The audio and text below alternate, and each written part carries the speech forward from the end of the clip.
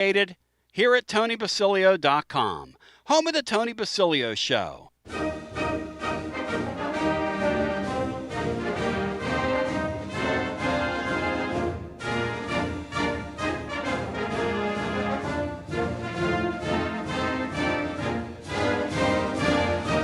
You're listening to FM 105.7 and AM 1340, WKGN Knoxville, and W289CU Knoxville, Fan Run Radio. Tony Basilio, along with you. It is a beautiful Wednesday here in the city of would-be champions.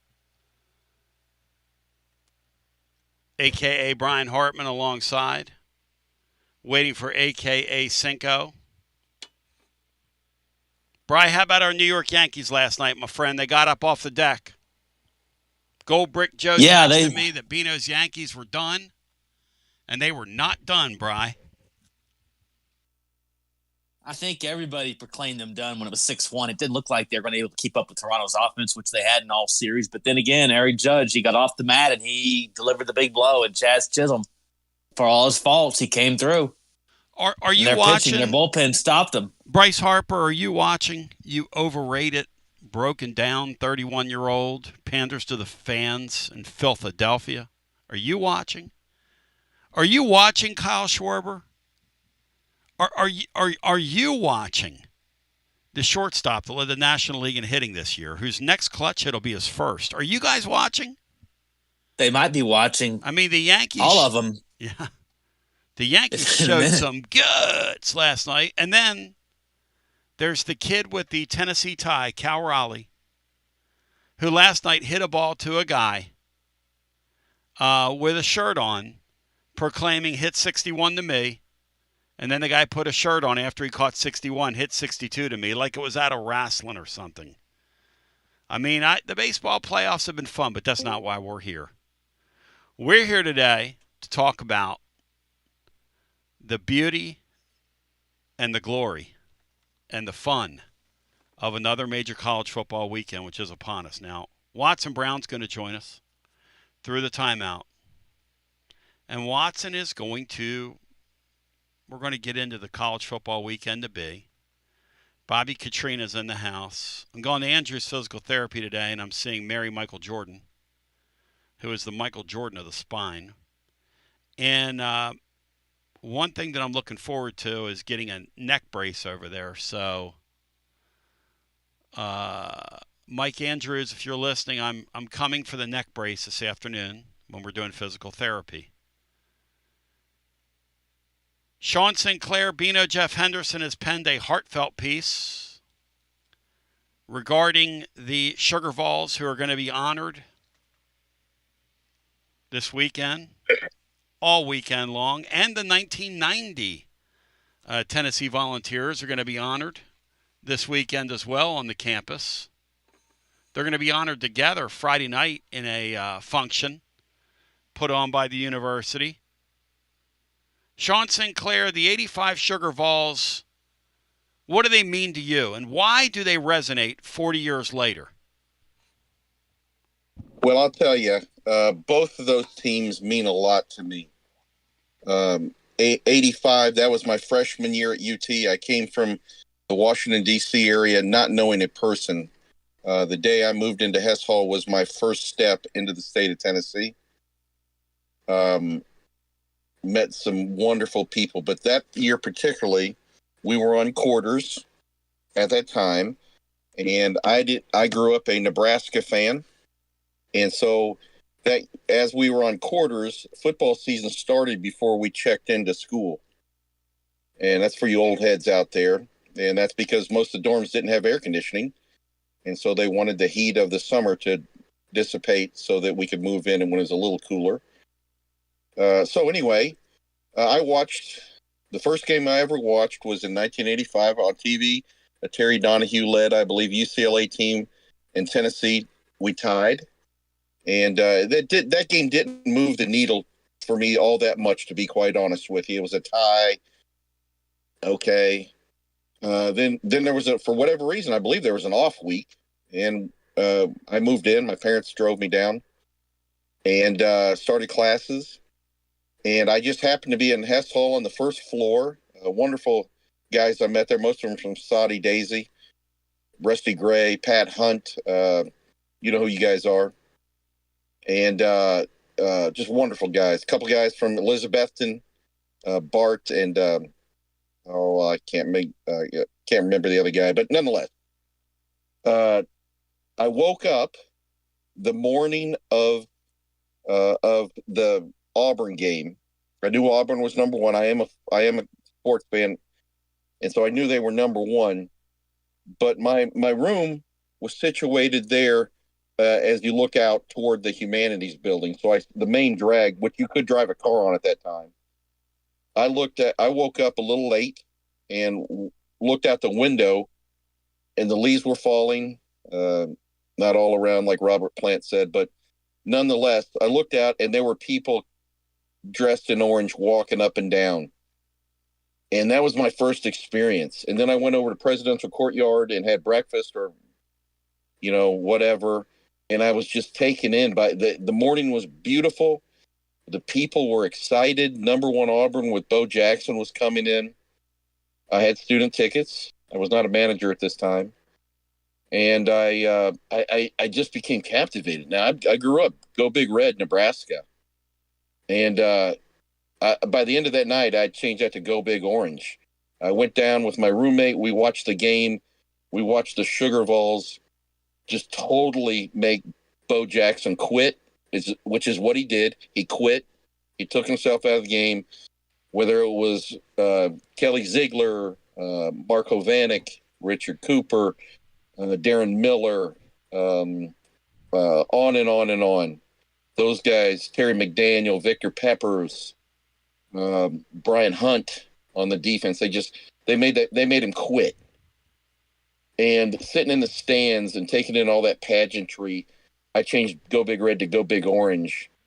And then my other moment was, in that game and the other game, sorry I'm long-winded, but just watching so much, watching that orange, which you didn't see all the time, watching the fanaticism, because Neyland Stadium's way bigger than Memorial Stadium in Lincoln, Nebraska, way bigger, way more pageantry, way more color. It just blew Lincoln away. And I was fascinated by it. And watching, the only thing I can say is watching Tony Robinson throw the ball was majestic.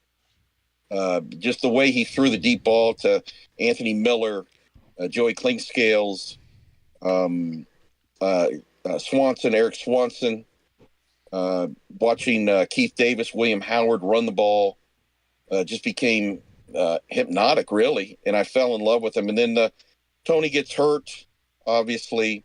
And then my next big memory was, we used to call it the UC. My daughter goes to UT now, and I guess they call it the Union. But when you and I were in school, we called it the University Center, the UC, and they had a restaurant or cafeteria on the bottom, Smokies, I guess. Smokies, that's right. And I remember the weekend of the Kentucky game, and we had tied we had a lackluster game against Wake Forest. I think we tied Georgia Tech. I think it took Carlos Revez field goal to do that, if I'm not mistaken. We were limping our way, and we were playing Kentucky up in Lexington. And I was alone, and I'm in Smokies, and I was having lunch, I guess. The game was on maybe a closed circuit or something there, piped in. And Daryl Dickey came to be the quarterback. And, again, I wasn't a manager, so I didn't know anything. I don't even think I knew I didn't know who his dad was, frankly. But I watched there, and I spent over an hour watching the game in that cafeteria, and I think we just totally dismantled them with Daryl Dickey at quarterback. And that's when my fandom was solidified. So long soliloquy there. I'm sorry. I know I'm very boring. But that team means a lot to me. 90 means a lot to me because I was a manager on that team. Those guys, I don't wear it because I don't deserve to wear it, but they gave me the second of my SEC championship rings that I have in my bedroom. Again, I don't wear it. I didn't earn it, but I got one. I appreciate it. And so those guys mean a lot to me as well. So anyway, I know you got a break coming up, but I just wanted to tell you how much those fellas, those coaches, those support staff, they really made me want to be a Tennessean even though I was not born there. They were kind enough to graft me to the tree, and I will be forever grateful. And Bino wrote a real nice kind of a love letter for the 85 teams, why he appreciates them over at tclub.team. I'd encourage you to go and read it. It talks about the unexpected success of that year and how they just kind of lit the place on fire and lit the campus on fire. And Sean, it's hard for sportsmen like us to not get, sports fans, when you come into an environment like that, to not get swept up in that, right? I mean, what the 85 team did, it's hard not to get swept up into that, isn't it, when you're on that campus as an 18-year-old kid? I think it's impossible because you and I both, you with Penn State and your family, my family is not sports inclined. They like the Chiefs and the Royals, but college means nothing to them. Believe it or not, nobody cares nobody cared about Missouri football at all. Nobody. Maybe Kansas basketball, Nebraska football, Oklahoma in the Midwest. But, so I gravitated toward Nebraska. I lived in Omaha. My stepdad was stationed there. And so I caught that fever, and they were great. You have Penn State. Come on. But to come down here, I will say Tennessee is better than Nebraska. I can't speak for Penn State. It may just be different. But you're right. It's impossible to be swept up because I think one of the tenets that Bino espoused in his essay was that unexpected success is the best success. Yep. Because when you're supposed to be number one, like Texas this year, all their fans are disappointed. They can still make it to the playoffs. I doubt it, but they could. But unexpected success, Bruce Pearl, the Sugar Vols, that will always echo in our memories. And it's impossible. Robbie Scott, another defensive lineman, Chris White, another one. Chris White, what a story! I mean, doesn't hardly even play for 4 years, 3-4 years, whatever. Is thrown into the mix as a starter, leads the country in interceptions, becomes a first-team All-American. I mean, those kind of stories with that team were just the Darryl Dickey, William Howard, Keith Davis, I think was a freshman running back from Nashville, maybe Overton, maybe if memory serves. But there were so many, Bruce Wilkerson, Todd Kirk on the offensive line. I mean, these are local guys, too. I can see their faces right now. Yeah, to your point, Sean, these are a bunch of, and Bino wrote this too, one of the reasons why that team is so beloved in Tennessee lore is they were literally a team of Tennesseans playing for Tennessee. I mean, it's amazing how many in-state kids were on that team and had an impact. And then you had guys like this Chef Powell guy who shows up kind of at the end of the year in that Miami game, who was a track athlete from, I want to say, like William and Mary. And they gave him the ball. And, I mean, this guy ran like his life depended on it. And he ran away from 2 or 3. I was looking at Miami's roster the other day. 2 or 3 NFL Hall of Fame guys were in Miami's on Miami's defense. And he turned a corner on them like they weren't even there. Anyway, Watson Brown's going to join us. Well, he did. Yeah. Last thing really quick is that, not only that, Harry Galbraith, how could I forget him? Moving the markers. Tennessee, from Clarksville. I mean, another guy, John Bruin. Boy, do we love Darryl Harry Smith. Love. But anyway, that team was a quilt of overachievers. Yep. And that is, I'm not here to say that Tennesseans are overachievers, but Tennesseans work hard. They keep their mouths shut. That's who we are. They volunteer for stuff. Yep. And that's why you got the name. That's not a kicky name. Come on, No. who would name your team? But they earned that name, and I say they, not we. They earned that name. Yep. Because they stuck their neck out for people that needed help, and they went above and beyond the call of duty. W. Lynn, as crazy as he is, and he's nuttier than a fruitcake. No offense, W. Lynn. But he doesn't use name Vols. He says volunteers. And he says put some respect on the name. We come back on the other side. Put some respect on Watson Brown's name because he joins us on Wednesdays. It's a Wednesday with Watson. He's going to take us under wings. I'm trying to make sense of the SEC this year. Unexpected success. I mean, could the Vols end up at the end of the year if things shake right winning this thing. And then somebody brought up to me the other day, we're in such a different era. Why would you even want to? Why would you even want to do that? But we'll come back. Upon the continuance, it's a Wednesday with the great Watson Brown right after this. Are you searching for a great local coffee? I'm Billy with Grade A Grounds. You can buy our freshly roasted coffee online and support a good cause with every sip. Great coffee, greater causes. Visit our website today, gradeagrounds.com. You got to dream about buying some land and building on that land? Well, Waterside Contracting is your ticket. 25 years of making dreams come true, Michael Scott. For hundreds in our area, custom homes or remodels, Waterside Contracting will build on your lot. They do incredible work all over the area. Structural integrity, quality without compromise. It's a way of life with Waterside Contract. Check out the wonderful work Waterside does. WatersideContractingLLC.com. When it's time for your dreams to come true. Quality without compromising. Waterside Contracting.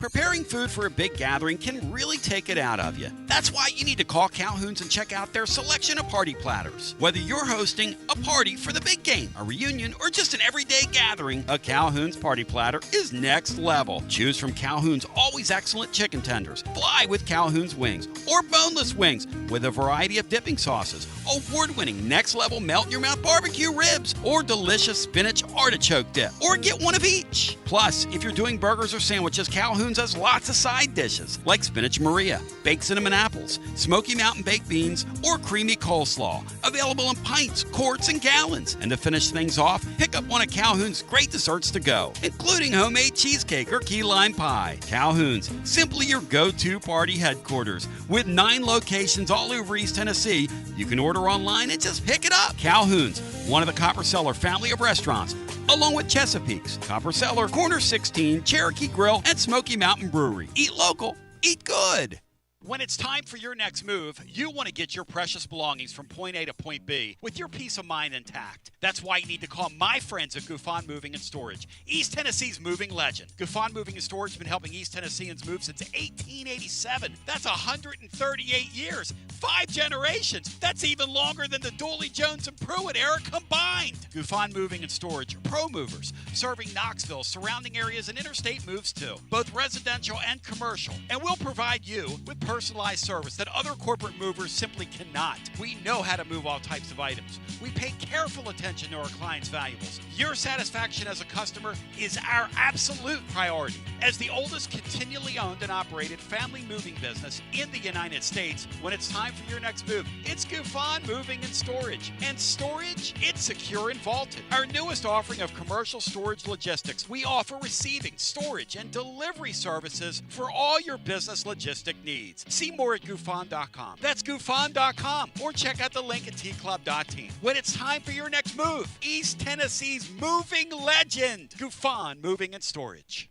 Life never stops moving. And between the 30-minute commutes, daycare pickups, weekly soccer practice, Tuesday night yoga, X number of coffee runs, and that weekend trip to Grandma's, you're racking up the miles. What you need is a tire that can keep up. A tire designed for doers. A tire that's going to last. Like the exceptionally long-lasting Michelin Defender tire. With an 80,000-mile warranty and the safety and comfort you expect, you can forget all about the miles ahead and focus on getting to your destination or conquering your to-do list. Fleet Tire, I-275 exit 1B at East Woodland Avenue in Knoxville. That's Fleet Tire, I-275 exit 1B at East Woodland Avenue in Knoxville. Fleet Tire.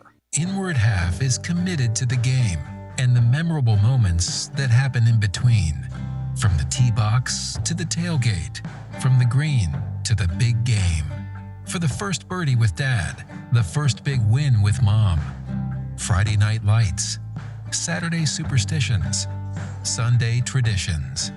Fall into the comfort and unparalleled performance of Inward Half. This fall, enjoy the walk-in. Are you tired of hiding your smile because of crooked teeth? At Knoxville Smiles, we've got the perfect solution.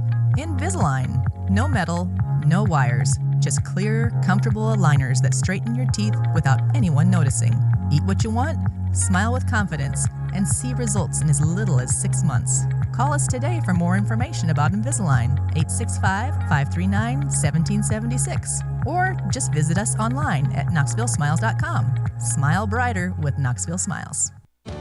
Out-of-town law firms have been swarming into East Tennessee lately. From Memphis, Chattanooga, and Birmingham, they've stormed into the area. Wouldn't you rather do business with a local firm? You know, a true neighbor. Marcos Garza and the pros at the Garza Law Firm are just that. There are neighbors and friends that support local causes year-round. The Garza Law Firm works to serve you professionally on criminal matters, injuries and accident matters, and Social Security and disability filings. The Garza Law Firm is here for you at garzalaw.com. The Garza Law Firm. Let us help. Fall has officially arrived, so now is the perfect time to make sure your home's heating and HVAC system is ready for the season ahead. Don't ignore the warning signs that your heating or cooling system is struggling or nearing the end of its lifespan. And if you need fast, reliable HVAC repairs, seasonal preventative maintenance, or want to invest in a new, high-efficiency system, then call the trusted HVAC experts at Pipe Wrench Plumbing, Heating, and Cooling. Whatever HVAC problems you encounter, our certified technicians will make a full assessment and then provide the best long-term solution to keep your home comfortable again all year long. We make it easy with free on-site estimates for replacements and free second opinions on repairs. And if budgets are tight, we offer flexible payment plans including 0% financing with credit approval. Be sure to ask about our 10-plus year warranties that are 2 times longer than industry standards so you don't spend a cent on unexpected costs in the future. So call Pipe Wrench at 865-264-8090 or book online at pipewrench.com to schedule your appointment today. And as always, same-day service guaranteed or the visit is free. You know, I'll tell you this.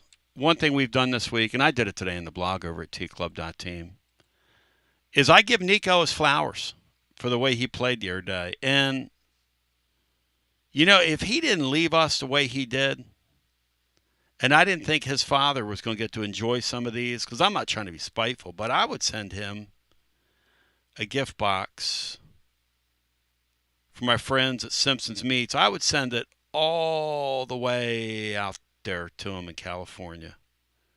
And I'm going to tell you something. They would enjoy a bountiful feast. And I guarantee you those folks, with the warrior mentality that they have, I guarantee you those guys could kill some steak. Watson Brown, how do you plead to that as I bring you on a Wednesday with Watson? If I sent them some of that incredible Simpson's Meat, some of the finest steaks they'd ever put in their mouths, what do you think they would do? They would eat it and immediately be calling back to get some more sent to them. I'm telling you right now. I can tell you right now, and they've got enough money. There's no doubt about that. So, no, you can't. I've said it all the time. You can't eat some of their meat and then not go back and get it again. It's an impossibility. Watson Brown, presented by our friends Simpson's Meats. I'll tell you about them momentarily. Watson, what's going through your mind? The sport of college football, we've been just marveling at it the last couple of days on the air because what else can you do? It's never been more unpredictable than it is right now. You look at the league and you try to make sense of it, and we're midway through the thing, and I got more questions than I do answers on some of these teams. And so let's just go one by one here. But first, let's begin with giving Nico his flowers. How do we account for that? Neuheisel's son said he didn't even know how to use the headset. He said half the time I wouldn't even get into the play into him. He was just out there improvising and running around. Did you think, Watson, after watching Nico here, that he had that in him to run like that? Well, I didn't. I hadn't seen that. I never say somebody don't have it in them, but I hadn't seen that yet. I hadn't seen that looseness and just playing. And it's the first time I've ever seen him throw in rhythm and throw on time and not have a little bit of a hang before he lets a ball go. And he just played. He balled out. And I don't know that just you young guys, what the heck, that are coaching him and just, everything's falling apart. Let's just go play. But we did see the ability that we wanted to see for years prior. That's exactly what we wanted to see out of him. And I've always seen toughness in him. He's a tough kid. He'd get up and go again. That's not been his problem. And I saw that again Saturday. But he was loose and playing. And you saw the abilities. You saw what we wanted to see, Tony, in the couple of years prior to that. Take me down to Austin. This guy is so celebrated. Your brother was there for forever. The spotlight burns so bright in Austin, Texas. I don't think people, unless they've been around it or know people that have been inside of it, and I do know some folks that have been inside of it. They say it is a different deal. The expectations on these kids, and they've always been, a program that takes care of their own. So from that perspective, there's a great sense of pride in being a part of that thing. Is that offensive line, or is that kid at this point when you watch Texas play? Yeah, it's a combination of all three. I think the third thing is top plays he's running and play calling and that. I never thought he was going to be as good as everybody said, and I don't think he's as bad as everybody says now. He's a young player, not young, but inexperienced player, and I don't like the way they try to throw so much downfield stuff with him, and I would use his legs more than they do, and I just don't think he's being used proper. And I said it earlier, I don't get on coaches much, you know me, but I thought Sark handled him very poorly in the spring and summer. When all of a sudden it's his turn to be it, Sark should have immediately been talking about it. Give this guy time now. He's not there yet. He's not played yet. Yep. He's not had all this thrown on him. Let's give him time. I've got to help him along through some of this. If he had done that all summer, I don't think it'd been where it was. He didn't do that. He just let the praise and the pat on the backs just go and go and go to the point it was near an impossibility to do what was expected of him. And don't tell me that the pressure doesn't build when you're not doing well. And he's at one of those 10, 12 schools, Tony, that, man, if you're a hero, you're Superman, and if you're a goat, you're the biggest goat in the world. It's a tough place. Goat in the wrong way, not the good way. It's tough there place. Are schools like that, and we all know those traditional 12. So many schools that are out there. Yeah. And you've got to perform, and there's just a lot to go around. They need to calm down, do a little bit more what he does best, get his percentage up by throwing different forms of passes to let him get confidence. And they just keep trying to throw it downfield, and it makes the offensive line even look worse, too, because they're holding the ball so long. Yeah, that offensive line, I mean, he got pummeled by that Florida team the other day. I mean, you can't question his toughness either, because he kept getting up. After a while, I would have laid on that field after a while if I were him. I thought that was his best game because he got killed. Yes. He got eat up, and he'd get up and he'd go again. Yes. And he'd get up and he'd go again, and he hung in there. So I don't think he was near what they made him to be, and I don't think he's near as bad as everybody's trying to make him now. And I think he's going to end up being a really good college quarterback, but they have got to do more things to help him, Tony. I've been a quarterback coach all my life and made a lot of mistakes coaching quarterbacks. And the one thing you've got to do is not just tell them how good they are. You've got to let them become good, and you've got to do things to help them and let them gain confidence by the way you call a game. And you absolutely got to do what that person does best. The offense has to work around a quarterback in the today's world. And I think he's an athletic-style quarterback. I don't think he's a drop-back style quarterback. And that's Sark stuff. So I don't think he fits exactly what they're doing. What's funny to me, too, is thinking back to Nico last year. If Tennessee would have run the offense they're running now, which they tailor-made around this kid they have because they had to. So we're going to tighten things up, tighten splits, let you throw the ball in the middle of the field, get your ball out of your hands quickly, and then we're going to let you chuck it up every once in a while. And then you got a guy like this Brazel guy on the outside that's having a world-class heater year so far, and it's working out well. I wonder if Tennessee would have done, and if Texas, because we had a caller the other day say this to us, if Texas was to modify their offense and allow Arch to have success, if Tennessee would have done that with Nico last year, would he have been more successful, do you think? Nico went through what Arch is going through right now last year. I think they could have run the same offense, and Nico would have had a really good year this year. Because he needed that year to get better and to gain confidence, and then in the off season it just takes off. And they could. We all as coaches could think back and have done this a little to make this kid a little better or that better. That's all great, but he was close. He was close last year. He wasn't there. I put him between that BC range, but it was time. And then he takes off and he leaves. So that's on him, because I thought it Tennessee came out of it fine. It's hurt Nico. It's hurt him bad, and only because if he'd have stayed, he'd have been ready to roll. It's a Wednesday with Watson Brown, presented by our friends at Simpson's Meats. Great gift boxes available. Look, if you want to shop in bulk, they've got half and quarter cows. They've got a store, which is, ladies and gentlemen, boys and girls, children of all ages, out off Level Road. They also, besides steaks, have great burgers, sausages, roast. They've got chicken there. Variety of local offerings at their butcher shop, celebrating the best of our Tennessee community, from milk to honey to jam to eggs and so much more. You name it, they've got it. And the more I think about it, the more we ought to send Nico a gift box. I think that'd be a good thing. Let the warrior prince celebrate. Speaking of princes, I'll tell you, a real prince has all of a sudden appeared on Tennessee's schedule. I guess it was predictable that Sam Pittman wasn't going to make this week, and they were going to get rid of him in the off week. That's kind of the rhythm of college football when they decided to bring him back for another year. And here comes Bobby Petrino. Cinco, share with Watson Brown. We were talking off the air. You think this could be a high-scoring affair? You think Tennessee's defense could be in for a little bit of a tough day? Share it with us.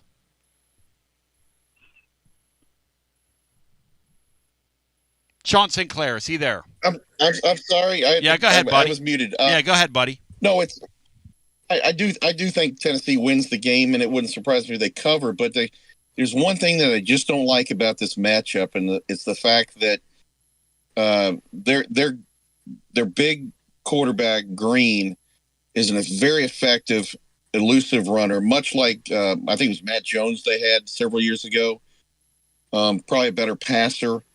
But the thing I don't like about this is that against our linebackers and our safeties, it somewhat scares me.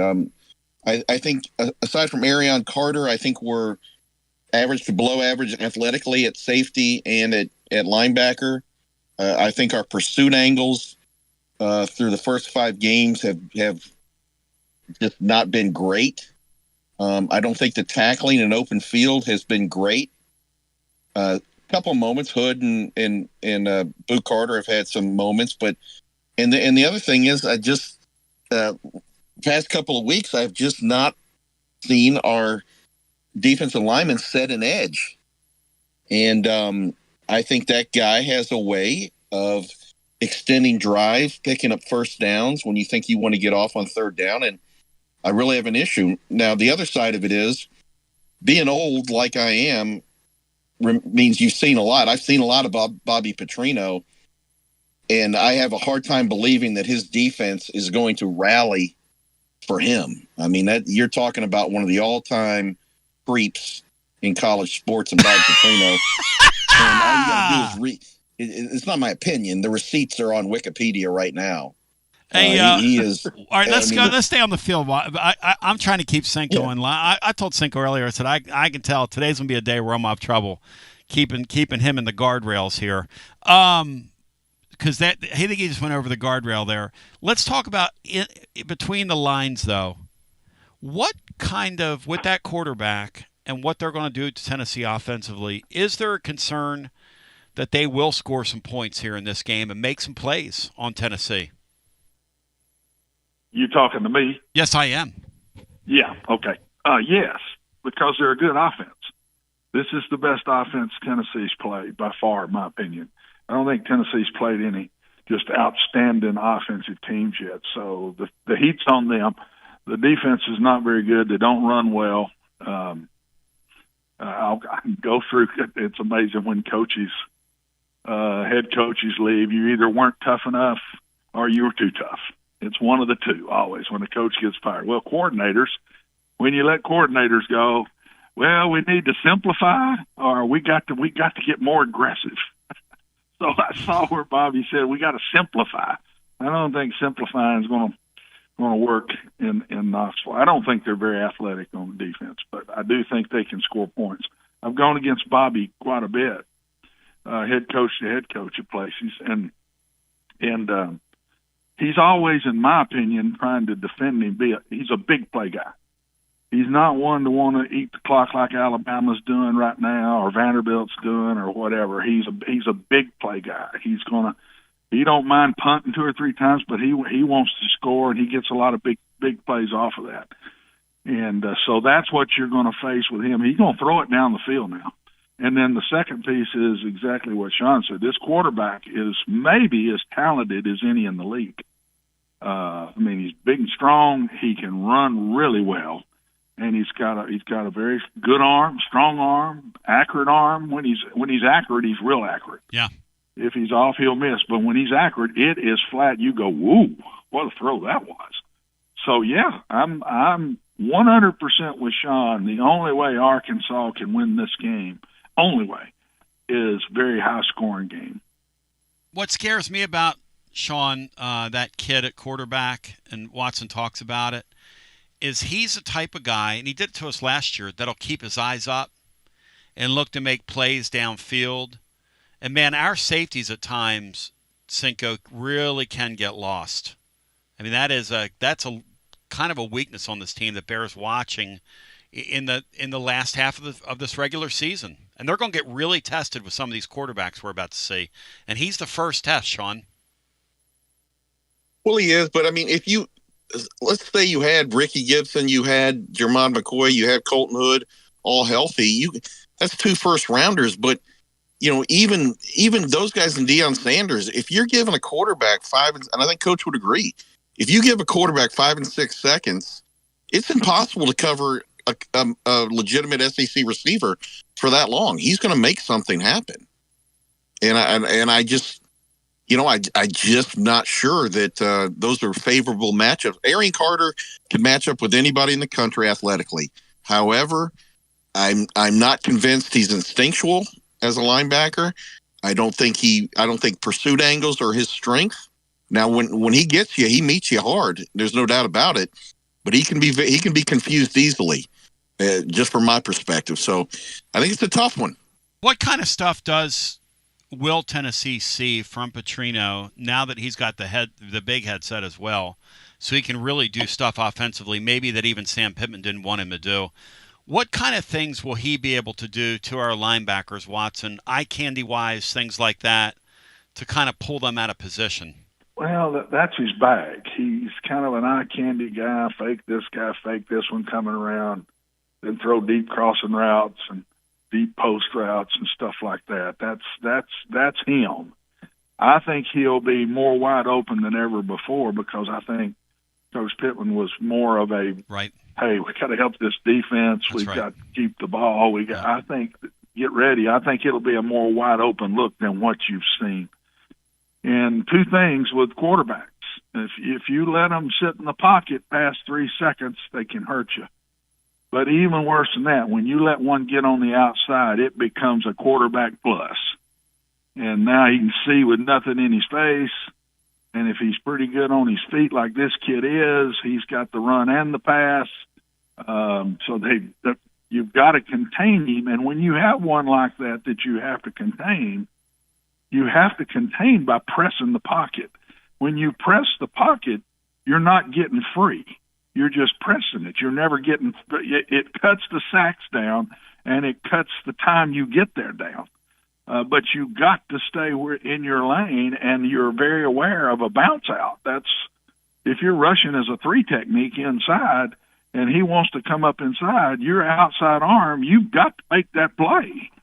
And so you're not free rushing the passer. I hated playing athletic quarterbacks that could run and throw through my years, and because there's just not a real answer to it. You try to play man coverage, and he gets loose. I mean, it creates more zone coverage because of that, because when they're running with their backs to you and he gets loose, man, you're going a ways. The first thing to get to him is one of those safeties that's free back there, whether it's 1 or 2 of them. And so, yeah, there's no doubt the hardest thing to stop in college football today is a quarterback that is a legitimate run-pass guy and has really good instincts. I think this kid has all three of those. What's interesting to me, too, we were talking yesterday with Dudley Dawson from down there. He was telling us that, in this NIL era, you wore the AD hat, right? So, yeah. You know what's crazy? The Walton family, the Walmart people, are giving a lot more money to Missouri right now than they are to Arkansas's football program. Now, I don't gotta get that changed. You better get that changed. Somebody better get that changed. I don't know who's responsible for that. Changed. Yes. And that is going to be incumbent on the head coach. I want you to speak about this now. Head coaches in these deals now, these athletic directors or fundraisers, sure. These head coaches cannot be afraid of these big boosters. They've got to go ask for the money, don't they, Watson? 100%. That becomes one of their top jobs, is they have got to be responsible in two pieces. It's what I always said, I wouldn't want to be on the NFL level. I wouldn't want to be the head coach and the general manager. But they have got to – now they've got something the NFL got on them, is they've got to go get this money. And they've also then got to decide who gets it and how much. And it's a different world for a head coach. It's a complete different world. And I think it in time it's going to backfire in some ways, because there's going to be some upset kids that didn't get what this one's getting, and he's the one playing, the other one ain't playing good. I thought I've already seen that once last year at Florida State. I think that's exactly what happened to them. I think the locker room just fell apart over bringing in the quarterback from Oregon State, and then he's not playing well, and then other guys don't play well, and then they kind of protect themselves and quit playing when the season starts to fade away. It creates too much selfishness to me. And, man, the head coach, he's got to be the man to watch that. Money speaks, guys. The one thing that I just cannot, it's hard for me to take in my heart and my soul is I've grown up, I've gone against competitively. I've always had such respect for these programs that have been so good for so long. And Tennessee being one of those, and Alabama and Georgia and Southern Cal and Notre Dame, and I can name them, Texas and Oklahoma. Arkansas is there, and right? That is now not the case anymore. Yes. It's crazy. And I don't like that. No, I just don't like the pride of that. And now it's money. Texas Tech, Duke, Miami, Georgia Tech, Vanderbilt, Indiana. I can keep going. There are schools now that have taken a step that they've not ever really taken before, and it's because they've got the money. And give the coach credit, he's evidently handling it right. So it's a different world. I don't like the world. It's the thing that bothers me. I'm all about kids getting what they can get, okay. But programs and all of this now, we're having to look at it in such a different way, because all of a sudden money is the number one thing, not the pride and the tradition of the place that was built by so many players, so many administrators, so many coaches through the years. Just think back about your own program at Tennessee, and this coach, through this coach, this player, through this player, through this player. And now that's not the number one thing, and it's not. It is not the number one thing. Money is now the number one thing. Moving along. I'm sorry. I didn't mean to get off on listen, we got some money games this weekend. This Alabama bunch, I'm going to tell you something. You're right about this Ty Simpson guy. You're right about our guy. You're right about this Ty Simpson guy. Because I saw him week one, and I thought a couple of my people that were saying this guy's going to get replaced after week one were right. Turns out you were right about him. Alabama at Missouri, it's a noon start, which is 11 o'clock their time, and 11 o'clock Alabama time. Really odd, but a noon Eastern time start over on ABC. Watson, is Alabama in danger there, or is Missouri about to get on the field with a team of a different stripe, and they're not ready for that jelly? Which one? Other than Kentucky, you're in danger every time you go out this year. I don't think we have a dominant team. I don't. I think we got a bunch of teams that are very close to each other, and that's why I think there's going to keep being losses. It's just fixing to start. Everybody's had their little give-me games, and now all of a sudden it's time, and you got to go play every week. And this was no different to me than any of them. I'm telling you, on any given day, you better be ready to play.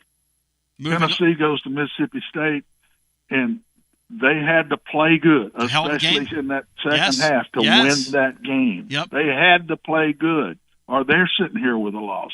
You better buckle up your chin strap now, because I don't think that there's very many gimme games. The only team that's not any good is Kentucky. They're not very good. Is that But Perbola guy? everybody else is capable of beating you on that day. And that's counting Alabama and Georgia and Texas and whoever you want to put in there. Well, you can name another game next week, and I'm going to tell you it's going to be the same issue. Yes, Alabama's got their hands full, man.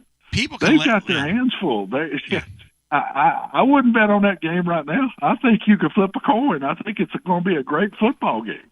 Words leaking out that Mateer's been going full bore in practice for Oklahoma. I don't know how much of a mistake this is or isn't. I'm not inside that kid's body, and that'd be amazing to me. Well, he's going. They say I saw somebody last night. I've lost quarterbacks to broken hands, Tony, and that to be back this quick would absolutely.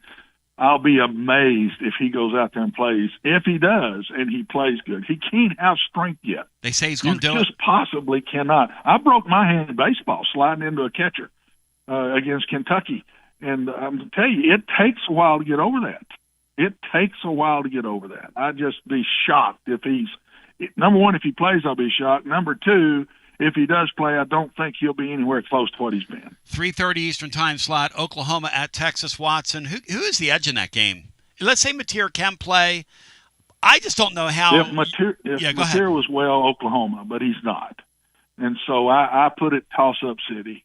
and I think it's going to be this game especially more than maybe Alabama, Missouri, or whatever. This game's going to be off of quarterback play. Both defenses are very good. This is going to be off a quarterback play, 100%. A lot of pressure on Arch this week. A whole lot of pressure. I've been in that game twice as an offensive coordinator at Oklahoma, and I'm going to tell you, there's nothing like it. It is bigger than Oklahoma, Nebraska was. It was much bigger than Oklahoma State was. This game through those two states, it's different, and there is a ton of pressure involved in this football game. So Sark better do a good job with Arch this week.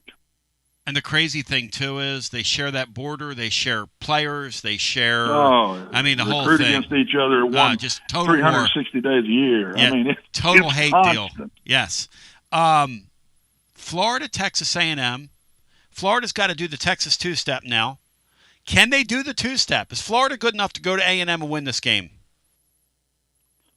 I don't think so. I think A&M's pretty good at home. I think they're pretty good. And I've told you, of all the places, and Tennessee would be in that top 5 with me, of all the places that I've gone as a coach or player, A&M is the loudest, not the best atmosphere. I'm not talking about all the pieces that surround that stadium and all that. I'm just talking about when the game starts, the way that stadium is built, it goes straight up, much more so than your old stadiums like Michigan and that. It goes straight up, and it is the loudest place. You cannot get into a deep checkoff system. Impossible to do there. I just don't think Florida can pull it off. I think it's going to be a great game. Here's my upset and I'm pulling special. for Florida because I'm pulling for Billy, but I just don't think they can pull it off. Boy, they have a hell of a defense. You talk about a defense that'll flat out hit you, man. That Florida defense, that I still can't get over that. Florida's legit. If that quarterback had just played better early, Florida wouldn't be in this situation right now. No, you're right. They would not. And just with Billy, if he'd just tried to run it more. That's right. I think he thought he had a great quarterback, and he tried to use him to win the games, and it backfired on him. That's all I think it was. I think he believed in that kid so much, and then it backfired on him. And then he said, "Ooh, we got to go a different route. He's just not getting it done." And he did, and it worked. I'm going to stand with Watson Brown in this. I don't think we're going to – the last 6 weeks of the season, and Cinco and I and Brian are going to get into this with the callers, I don't think we've seen anything like we're about to see the last 6 weeks of the season. And I'm going to tell you who's going to start the party. I'm going to tell you who's going to start the party, Watson. Auburn is going to beat Georgia Saturday night and give them their second loss, which would be the earliest Kirby Smart's endured his second loss. and they're going to be fighting for their playoff lives with a whole bunch of teams that are going to have 2 losses. Texas has 2 losses. Several teams are going to incur that second loss way before we thought they were.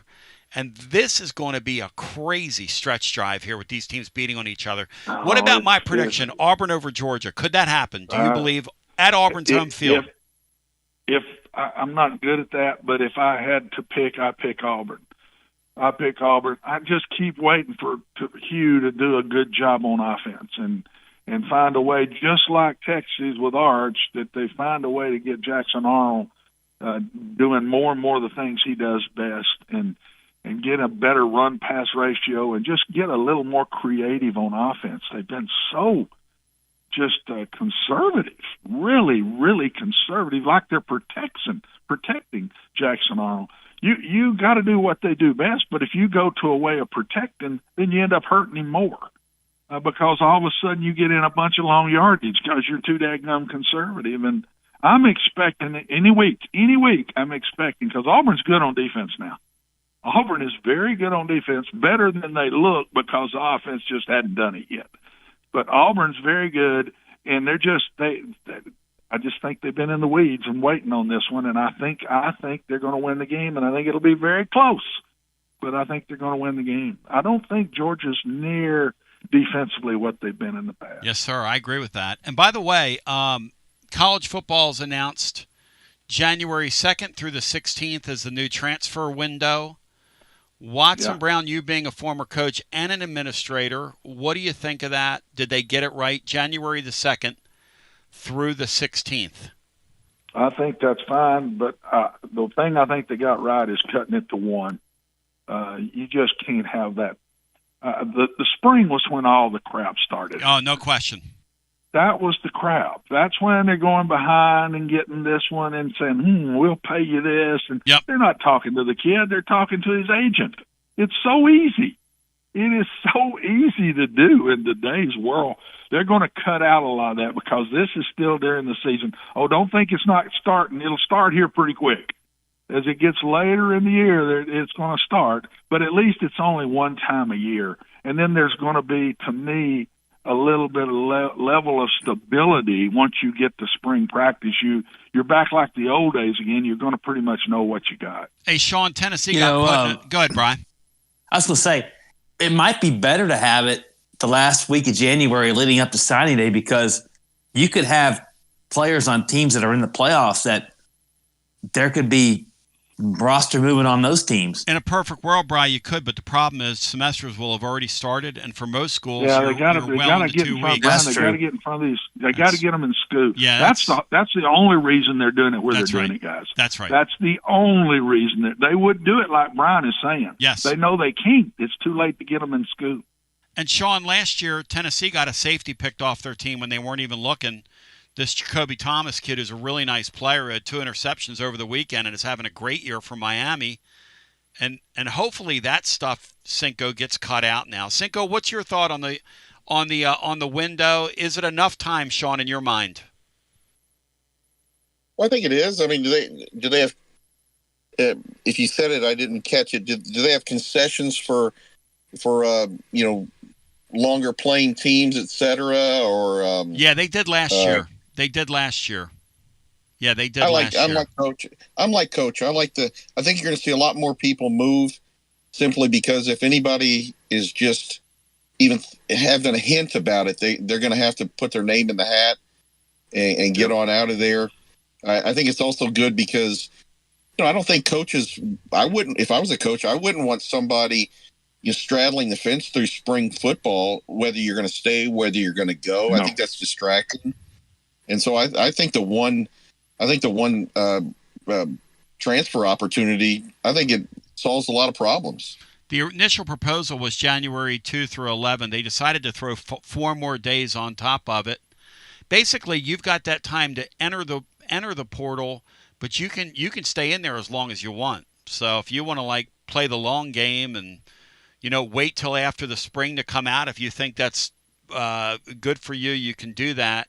There were 1,000 guys that went into that post-spring portal that Watson was talking about, including a couple of guys that Texas picked out of the portal, like the kid they got from Syracuse, and there was one other one. And then Tennessee lost this Thomas guy. Hey, Watson, I was told recently that the offer that Thomas got from Miami was so outlandish that Tennessee just didn't believe his agent. You should never be in that spot. You should never be in that spot when you've done right by a kid in the spring. You just shouldn't be in that spot if your sport's going to be legitimate. No, and that's again, Tony, what I'm talking about. We've lost all of the pride and tradition, and it's all about money, and I just don't like that. That's been the pageantry of college football. What's made college football grow through all these years is the pageantry of it, the pride of these certain universities and how they've built this thing, and that's what scares me. How many times y'all hear me say, what's on the side of that helmet absolutely does matter. And I recruited for 40 years, and what's on the side of that helmet did matter. It did matter. I learned real quick. I've only been at one of those type schools, and I wasn't head coach. I was the offensive coordinator at Oklahoma. Man, I learned real quick when I walked in high school, it's different. It was different, but that was earned. That was earned through all the years of all those players and coaches and fans and administrators that built Oklahoma into one of those special places. And now all of a sudden, look at the people that are up there in the top 20 that have never been there before. Yes, all and because look at of Miami. money. Miami may have bought the best team in the country. Will they end up doing it? I don't know. Can he keep his locker room? You'll hold on to your locker room as long as you keep winning. But look at what's on that football team. That defensive line that they've got is the best in the country. It is the best front in football, and it's bought. And I don't mean that in a nasty way. No, that's the way it is now. I'm not taking shots at Miami here. Don't get me wrong, but it's about money now first, not about what's on the side of that helmet first. Wednesday with Watson, I love you. You're my man. Always an honor, guys. I enjoy being on with you. You're my man. Have a great day, buddy. Hit fairways and greens today when you get out there. Fairways and greens, my brother. Not today, but maybe tomorrow. Fairways and greens next time you get out there, brother. Fairways and greens. See you, Have Chief. to now. I can't hit it there as far as I used to. Got to be go. fairways and greens. Have a Dwight Gooden. The great Watson Brown. Love you one more guys. time. Love him. Brian gave me 1 SCOO, 2 SCOO, 3 SCOOs, $1. Offer Watson Brown saying SCOO, stand up, and holla. Hey, I got him to kick off the first SCOO. There you go. We got 3 SCOOs. We're going to open the phone lines for you on the other side. I want to remind you, Wednesday with Watson, presented by our friends at Simpson's Meats, a beef brand built on quality. They raise and source their meat on farms from pastures on purpose. They got a tradition that began in 1888 on the great Jim Simpson's farm, who you hear on here. And Jim's got a great accent himself and is a good dude. Steaks, burgers, sausages, roast chickens, they've got you covered. You can go half or quarter cow. You can ship anywhere in the world. And some of you hating on me on Twitter for giving Nico his flowers. Well, you can hate on. You can hate all you want. I mean, we hated on the guy. We're going to give him his flowers, man, when he balled out against Penn State over the weekend. And as somebody called yesterday, I think the guy in Dallas said to us that it was one of the craziest results in 40 years in college football. Just a nutty result. Now, you can read about that at tclub.team or some other stuff up there, but that little factoid is there today, along with Bino's love letter to the 85 team, the Sugar Vols, along with, well, some other interesting stuff. Tomorrow, there's a gentleman in Raleigh who said, Tony, where have your basketball reports been? I got one for the ages coming tomorrow. We go through all the newcomers, how they're doing in camp, what my insiders say is expected of them. I've pinned Y down, and I've gotten some great stuff from him and a few other sources and kind of put it together in one package. And that's about, I think I looked last night, it's like 1,800 words. That'll be our featured piece tomorrow on the blog of record over at tclub.team, on your show of record, as hour number 2 commences On the other side, fan running today towards the great William Pattison. You're listening to FM 105.7 and AM 1340, WKGN Knoxville, and W289CU Knoxville, Fan Run Radio. Whether it's baseball, football, softball, church groups, or schools, if you're raising money, do it with locally roasted Grade A Grounds coffee. I'm Billy Miller, a Vol alum and Knoxville native. You keep 40% of sales, and we donate 5% back to our East Tennessee community. Get started today by visiting our website at gradeagrounds.com. Score a TD every time with T3 Vodka. T3 is Tennessee's premium vodka, handcrafted with passion, precision, and a whole lot of pride. T3 Vodka is taking the Volunteer State by storm. T3 Vodka, handcrafted in the majesty of the foothills of the Great Smoky Mountains, where quality isn't just a promise, it's a way of life. Filtered 10 times and 80 proof. T3 Vodka delivers a smoothness that's unmatched. This dedication to excellence has already earned T3 Vodka prestigious accolades. T3 is a 5-time gold medal winning vodka and the 2025 SIPS Consumer Choice Award medal winner. Whether you're sipping it neat or on the rocks or mixing up your favorite cocktail, T3 Vodka is your choice for a premium, award-winning experience. Score a T3 TD and ask for T3 Vodka by name at restaurants and wine and liquor stores today. Drink it neat, drink it right, drink T3 Vodka and score a touchdown every time. T3, Tennessee's premium vodka. Distributed by Athens Distributing Company. Please drink responsibly.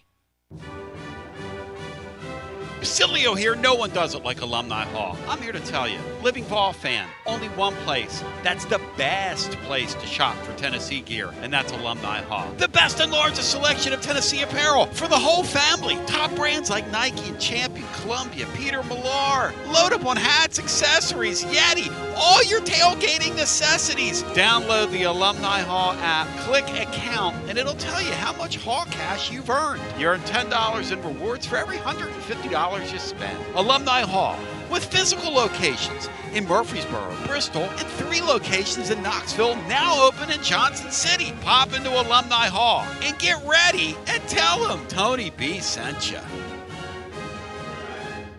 When it's time for a fresh coat of paint, run, don't walk to Walker's Painting. Interior and exterior, Walker's Painting's been making it beautiful since 1999 across the Knoxville area. New construction, repaints, commercial, residential, free estimates available. And get this, mention you heard Walker's Painting on the Basilio show, 10% off your first job. Let's go! Run, don't walk to Walker's Painting. 865-688-1410. That's 865-688-1410. Walker's Painting, making it beautiful since 1999. Check out the ad at the blog at tclub.team. Walker's Painting. Hi, I'm Jim Simpson, owner of Simpson Meats. When's the last time you grilled a really good burger or steak? One your friends still talk about. Our goal at Simpson Meats is to make that happen every time you have a cookout. All of our cuts of meats, steaks, burgers, briskets, and pork are always fresh, flavorful, and sustainably sourced. We are family owned, so we know the importance of knowing how and where your food is raised. We have been putting quality first since 1888. Visit our butcher shop off Lovell Road or online at simpsonmeats.com. Okay, so we really need uniforms and equipment for this season. Can I trust you with that? Cool, I'll just order them online. What? Yeah, I'm gonna hop online and I'm gonna get them ordered. Hold up, that's not a good idea. We shouldn't just spend money on some random online retailer, okay? I mean, it seems pretty convenient. Trust me, it's a terrible idea. Let me simplify this for you. SM Athletics. Okay, how do you pronounce it? SM Athletics? They're the go-to for uniforms and equipment, whether it's for universities, high schools, youth leagues, you name it. So why wouldn't you rather go with professionals who can guide us through the process, design the perfect uniforms, and deliver the best equipment? Yeah, I guess that makes sense. What's the name again? SM Athletics. Right. It's definitely smarter to go with a company that emphasizes customer service, fair pricing, and, of course, excellent products. Exactly. So, yeah, I guess it's settled then. For uniforms and equipment for all sports, it's SM Athletics. Yeah, it's another day, but what kind of day is it really? A day of doom scrolling? Laundry day? Nah, it's a White Claw day. Light and refreshing tasting, uniquely cold wave filtered. There's an iconic flavor for everyone. So grab a pack, grab your friends. Make the most of each day with those who matter most. When you're together with White Claw, every day is a once-in-a-lifetime experience. You just gotta grab it. White Claw. Grab life by the claw. Please drink responsibly. Hard seltzer with flavors. White Claw Seltzer Works, Chicago, Illinois. Got a problem tree looming over your home? Call ECR Total Landscapes. Whether it's trimming, removal, or storm cleanup, our certified pros get the job done safely and efficiently. We're licensed, insured, and ready 24/7 for emergency calls. Big or small, we cut them all. ECR Total Landscapes. Call now for a free estimate, 865-384-2012, and mention promo code FANRUN for free stump grinding on any tree removal now through the end of the year. Also, visit us at ecrtotallandscapes.com. Basilio here for Budget Transmissions. TGMD, the great Matt Dixon, took his Ford Escape to budget, and like our gold bullet back in the day, it was a total mess. And now, Matt's back in the game. He's got a new transmission, axle, wheel bearing, both radiator hoses, engine mounts, coolant hoses. I mean, his Ford Escape was about to escape to the junkyard, but he didn't begrudge it. He took it to budget, and now he's on his way back to Omaha. Budget Transmissions, over 30 years in business, conveniently located in Bearden. All extended service contracts are honored. A gold certified Repair Pal member. 865-584-4391. 865-584-4391. Budget Transmissions. Don't begrudge it. Take it to budget. Hey there, Basilio family. Jennifer Morris here with Keller Williams Realty. The countdown to fall football is on. Is your fall plan missing the perfect home to watch the Vols make another playoff run? If a new view is on your game day checklist, I'm ready to help you find it. Don't wait until kickoff. Give me a call today at 865-694-5904 or visit my website at nextmovesmokymountains.com. That's nextmovesmokymountains.com, and go Vols. Josh Collins at Collins Insurance Agency. At Collins Insurance, we strive to ensure our customers receive better coverage along with bigger savings. Our community is important to us. We want to provide exceptional service to our customers. Anybody can provide great rates, great coverage, but can you also get great service? And hey, don't just take my word for it. What's up, everybody? Zakai Ziegler here. My family turns to Collins Insurance Agency for the best service, coverage, and price. So don't just go online and get some random insurance. Experience the Collins Insurance difference. Like he said, experience the Collins Insurance difference. CollinsInsuranceTN.com. CollinsInsuranceTN.com. And hey, their Mama ZZ approved. CollinsInsuranceTN.com. Thank you to Josh Collins and ZZ. One more thing, Tony. Go Vols. Getting ready to go to our phones, 865-200-5402. How do you guys think these matchups this weekend are going to shake out in the league? I think it's going to be another crazy week in the league. I mean, what happens if Auburn beats Georgia and Georgia has 2 losses already?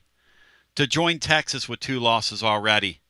And what happens if Alabama loses and they incur their second loss already? With a lot of football left to be played. And what's this league going to be like, guys, next year when we go to 9 of these games and we really start beating up on each other? It's pretty fun, isn't it, Sean? 8-4. I think it's new great. 10-2. I think it's great. I mean, for the ego fan that wants wants the teams to go undefeated. I think I sent you guys something the other day where at first look we had 7 of the top 14 teams in the current rankings in the SEC. Yes. I mean, I think Ole Miss is 4th. Yes. Oklahoma's 5th. That's not Georgia and Alabama. I mean, or Texas. I mean, Tennessee's up there. Missouri is there. Vanderbilt was 20th. So you have, if I'm not mistaken, 8 in the top 20. And by the way, that's unreal. I mean, that just makes for compelling weekends because I want to see great football. Yeah, I was talking with a friend of mine. We were talking about, he was debating whether or not to go to this weekend's game or to stay home and watch. And he goes, I just decided I'm staying home and watching. Because it's just, you can't take your eyes off of it. He said, and I know you guys will have a crazy watch along as you'll be in here with us, Cinco. Saturday for our Garza Law fifth quarter fan reaction program. We're gonna have two crazy games to watch. We'll have that Georgia game to watch, and we'll have that Florida game with A&M as well. And that that's gonna be just crazy action on Saturday right here in this league. I mean, two games laying right on top of each other, and anything can happen this weekend. I mean, could Arkansas come into Knoxville and win? Sure, if you don't take them seriously, it could. Now, I think with this coach, they will. And Brian had some numbers on Heupel, who's been really good after these off weeks.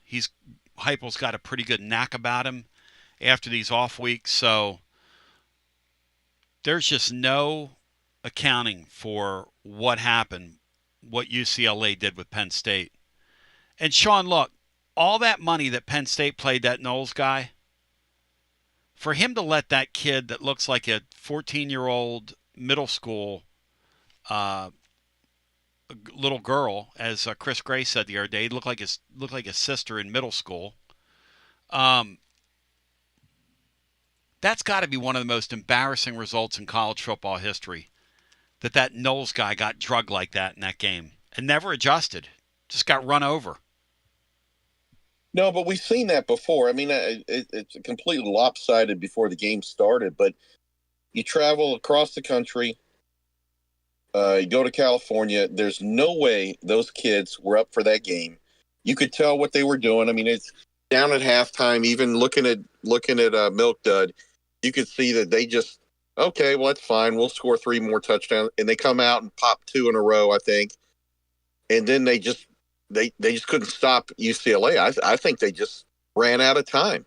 They didn't take it seriously. We've done that as a program here, and it bit them. And there's no way that anyone in that program for Penn State thought they were going to lose that game, even during the game. Oh, no, Sean. When they blocked that kick, I'm sure on their sidelines, they blocked that kick to get within 6. I'm sure they were thinking, we have a whole quarter to play. We've reeled these guys in. We'll probably win by multiple scores.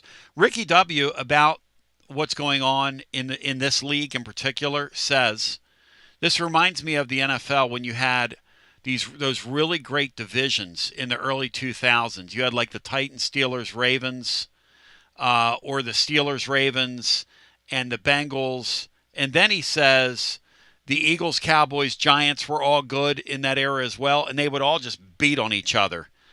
And that is what you have right now in this deal. And it's going to get more and more and more compelling. And Sean, I came to the conclusion last weekend, then we'll go to the phones. I know that Matt's annoyed by me giving Vanderbilt their love on the air. Cinco, that was a mano a mano street fight that Vanderbilt was in with Alabama. Vanderbilt is physical, Sean, on defense. I mean, physical. Yeah, I think Matt said it yesterday. They're a credible team.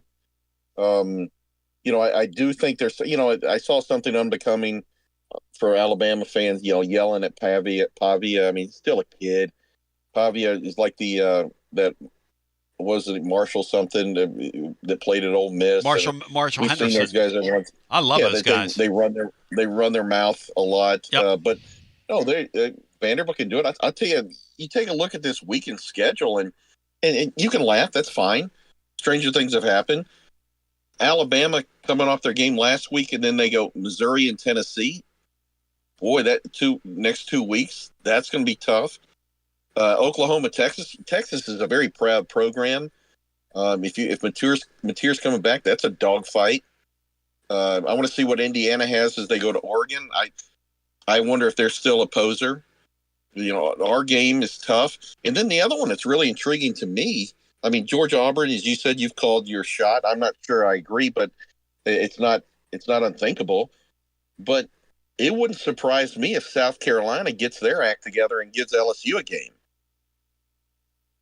They've got talent down there. I know they're having a disappointing year, but they've got talent. LSU can't run the football, Sean. And when you can't run the football, man, you're susceptible in any of these games. So, plus they've got a quarterback that I hear has an oblique injury. And there was talk they were going to shut him down, and now it looks like they're not. And Who knows? Maybe he had a magic shot, over the holiday. Speaking of Alabama, they're in a stretch where 6 of their 7 opponents are against top 16 teams in the country. Jeez Louise. Let's go back to our phones. That one exception is South Carolina. And they're on the road. And they're not bad, Bri. South Carolina we know that they're good for one every once in a while under Frankie Jr. Let's get our next call in on our TLD Logistics phone lines. Hi, welcome in. You're on the air. Hey, Tony. Jake from Memphis. Hey, Jakey, welcome in. Hope y'all are having a good day. Love the conversation with Watson. Man, Tony, what I would pay to listen to Penn State's version of Negative after that game on Saturday. Oh, my gosh. Can you imagine? Because every fan base has those guys. I tell you, my friends from Pennsylvania that I know, the guys that have come down here for Tennessee games the last several years, Joe Sullivan and Finanza, and those guys are so sick of Franklin, they can't see straight. And the problem is in modern college football, when you pay somebody that much money, you're stuck with them. But I agree with Matt. I don't think there's any way that James Franklin, and I didn't want to get Watson in the middle of it today, I don't think there's any way that you come back from losing a game like that with your program and have credibility again. It's over for James Franklin there. Definitely this year for the team. I mean, the writing's on the wall for sure. If you don't mind, Tony, I want to get Sean's insight on this. I know he's a recruiting guy, probably not as much lately, but follows it. And man, this David Gabriel George's guy down in Baylor, in-state running back, is probably not only going to be the best prospect in the country next year, he probably could be the number 1 prospect this year. And I just wanted to get his thoughts and your and Brian's as well. Who's the last great in-state running back prospect to come out of the state? And I know this kid down in Baylor, he's originally from Canada, but he's been in state for a couple of years now. He's going to be coming out of the state of Tennessee, so I guess you can consider him an in-state prospect. But he seems to be the best running back prospect out of the state of Tennessee in quite some time. Jalen Hurd. Just wanted to get y'all. Jalen Hurd would be. Jalen Hurd comes to mind. Travis Stevens way better than Jalen Hurd. I mean, this guy's way better, Bri.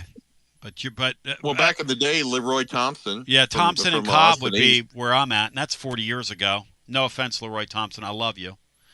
Where was he out of? What part of the state? Leroy Thompson's from Knoxville. They were both Knoxville guys. In fact, when I got to campus, people were wearing Leroy bumper buttons. Remember the buttons, Sean? Leroy that was my first fall on campus. Yep. But Cinco, what do you think of that kid? Because I've had a couple guys that are former Vols email me and say, have you seen this guy? And my reply is, no, I haven't, because I don't have the bandwidth to watch it, or really follow it. Sean, have you seen him, and what's your take on that kid? I did watch a lot of the highlights, some of the game this past week against Macaulay. He's a fantastic running back. I think the couple problems are, though he plays at Baylor, I think he may even be Canadian. He's from Canada. That's what Jake just said. I don't know that he's a Tennessee guy. So there's that. Private school. A lot of money there, a lot of different influences, a lot of different people talking. But also the thing that you have to consider is that, Josh Heupel has taken 3- and 4-star running backs and led the conference in running. Yep. Over the past several years. So here's the play. When you're already an elite running program, are you going to dedicate, because he's going to come with a huge NIL number. What's the difference are you going to lead the conference by 12 yards per game when you're really leading them already by 8 yards per game? I think those are decisions. I'm not debating his value, but or his ability, but those decisions have to be made. The decision, Jacoby Thomas, it was an economic decision. Whether it was right or wrong, I don't know. But are you going to pay that kid $2.5–3 million to come to Tennessee when he might not, change the stats all that much? I don't know. How about it? What do you think? Talk to me here. Jake in Memphis. What would you do?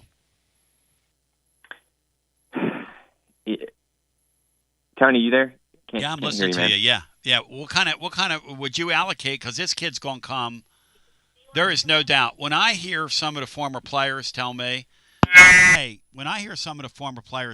never seen anything like this guy on a high school football field. Like, this guy is generational. That means he's coming with a price tag, a huge price tag. So Sean's got a point. Do you take a look at our last two guys that would fit in this category? Yeah, Bryce Brown, unquestionably the top running back in the country, if not the top player in the country. Yes, completely unproductive.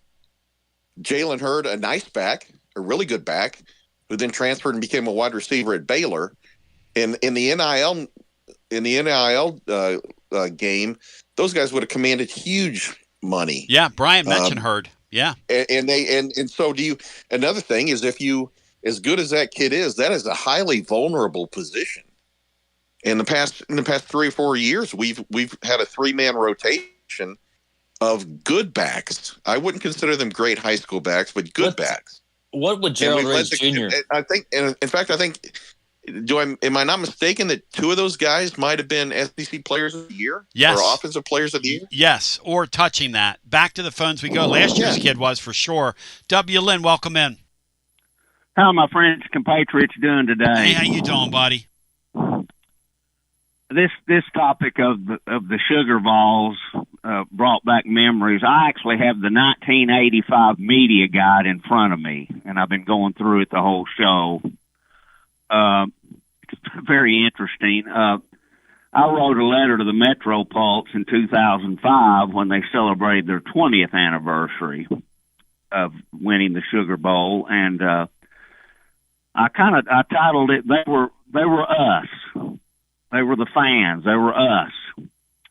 And they were a combination of the past and the future.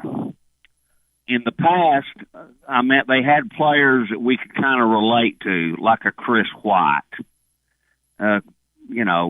Ziegler, throwbacks almost.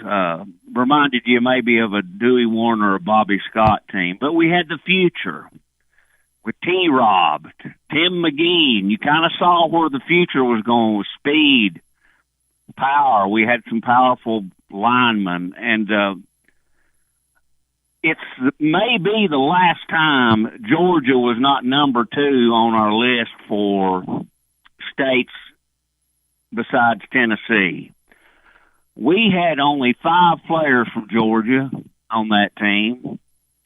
We had 11 from Florida, and we had 48 from Tennessee.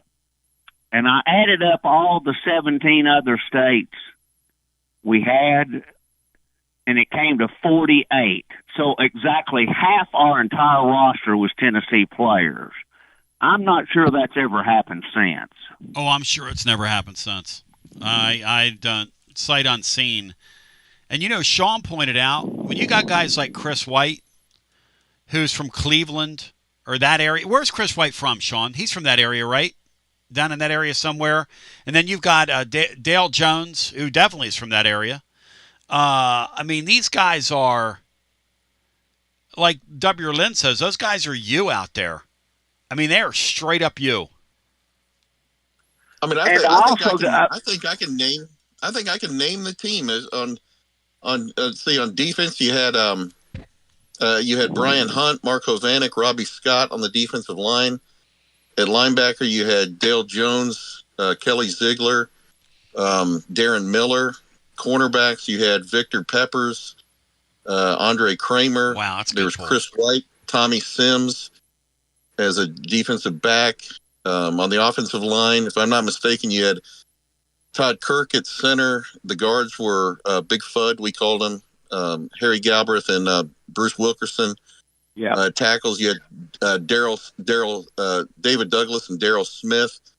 Tony Robinson. You had Anthony Miller, Joey Klingscales, Eric Swanson, Tim Hendricks was the tight end.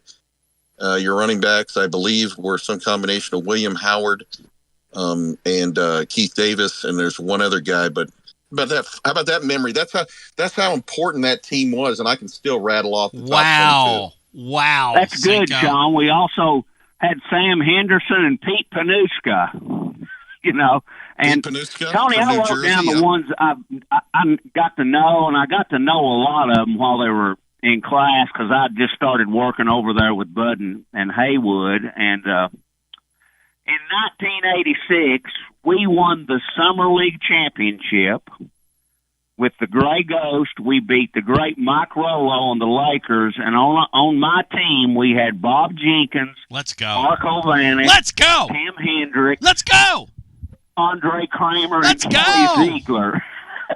Wow, Woo! I also had started postgraduate studies, and I had a class with the great Dr. Finger, the history of American sports. And in my class was Todd Upton and Charles Davis. I got to know them. Well, let me ask, and W. Lynn, thank you, on our TLD Logistics phone line. Is Dr. Finger related to Dr. Schwetfinger, the noted dentist Cinco who's put his fingers in the mouth of one Titans Bill? Any ideas, no Cinco? comment on that. Do you remember? No comment. Do you remember Dr. Finger, Cinco, from school? No, but I remember What about our team Mr. doctor was Dr. Rubright. Dr. Rubright. If you pronounce the difference, the little Dr. Rubright, you read into that what you want. Well, I remember Mr. Hand from Fast Times at Ridgemont High, along with Dr. Finger. So let's go back to the phones. I remember Mr. Potato Head on the Penn State sideline the other day. And where is Jerry Palm when you need him?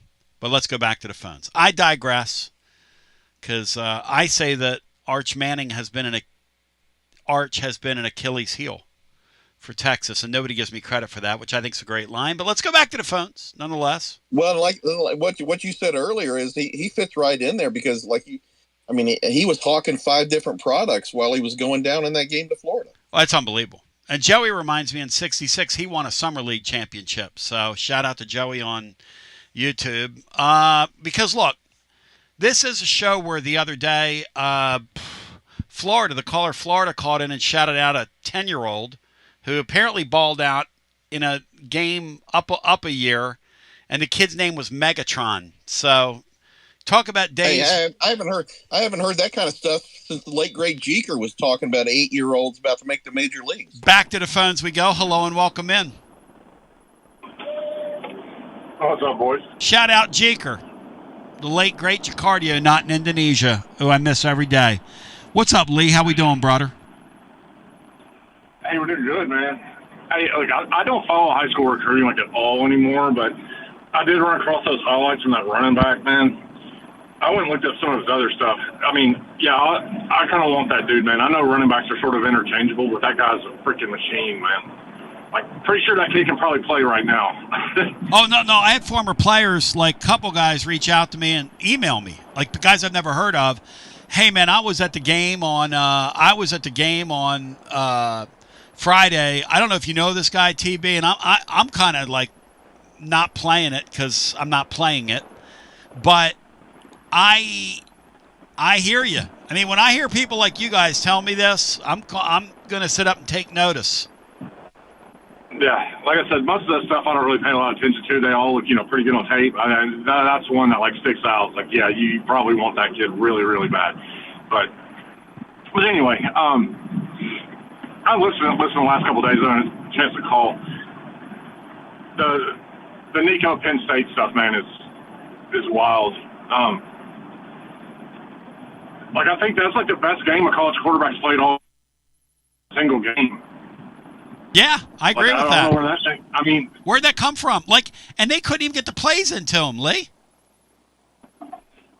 They couldn't even get the plays into him. What in the hell? If you're a Penn State fan, knowing what we know about that Knowles guy, how in the world do you explain that? Well, I'll say this. I'm certainly not making excuses for Penn State. We've talked about this. We're you're a top 5 team. You're coming off of a loss to another top 5 team. Those are tough spots. You generally come out pretty flat. And traveling across the country. That being said, you still got to find a way to win the game. I think one of the big with UCLA completely changing their offense, like everything Penn State had seen on tape, like they didn't see any of it in the first half. Knowles did make some adjustments. Like Nico was throwing all over him, and Nico only threw for like 8 yards in the second half. But he killed him. But he killed him with his legs. Like he used his legs and killed him. I think it's real similar to like when we went to in 22 when we went to South Carolina, and like they completely changed their offense. Everything we had practiced, like didn't see any of it. Everything they were doing was new. I don't know. I guess that's what makes college football fun. I thought Penn State was going to find a way to probably win the game, but I don't know what to say about Franklin, man. Like he's awful. Hey, listen, when you block that kick, Lee, and you can't win that game against an outman team that got beat by 17 or whatever it was by that stupid New Mexico team, and you're him and you let Nico run the ball down the field on you, I mean, what in the world? What in the world was that? And Nico looked unbelievable the other day, like unbelievable with his feet. Unbelievable. Some of the scrambles were insane, man. I mean, I was glad for that whole team, for UCLA's whole team, because man, that team has taken so much abuse like the first month of the season. So good for those kids to have that moment. It was pretty cool. Yep, I agree. I don't know what Penn State does with Franklin. I mean, like this is the best team he's ever going to have. Like it's hard to say. It's not like they could fire him. I mean, he's not going to get fired. Even if they wanted to, that buyouts like $60 million or. Yeah, they're not going to pop him. Yeah. Just kind of looking at like the big picture. Y'all were talking about earlier with Watson. Like all these SEC teams, man. Like 7, 8, 9 teams. Like I really don't think there's much difference in any of these teams. Like I think they're all really, really similar. They're all good teams, like solid, like quality teams. But I don't think there's much difference. And I think there's a couple of teams sitting at the top of the country that are kind of on a different tier with Ohio State, Miami, and Oregon. But the SEC teams, I don't think are anywhere as good as those teams are, to be honest. I heard some people were mentioning that Texas Tech team. Like, I'm kind of like on the. I kind of want to say that they're legit. Like they should really be up. Like they're legit, like top 5 team, like top 4 team. Well, here's the thing about them, right? They get to their championship game and they lose, and they roll through their league unbeaten, like it looks like they're going to when you look at their schedule. And they lose in their championship game, all of a sudden that's a 2-bid league. Because you're going to have to account for them. Yeah, and that's the thing in that league and the ACC that could really inhibit somebody in this league. And as long as you got a 12-team playoff, which I like 12 teams, I think it creates tension over 16 teams. But I do think, Sink, this league right now is as balanced as it's ever been. Any of these teams outside of Arkansas and Tennessee, any of these teams this weekend, if you tell me one's going to beat the other, it's not going to shock me, Sean. Even South Carolina with LSU this weekend. Totally agree, and I think the things that the rest of the country is just starting to learn is the cumulative pounding that the schedule gives you. That I mean, Ohio State and Oregon, if and when they play, if they have, whatever, they're going to be 100%. Yep. No team in the SEC at this point is 85%. No doubt about it.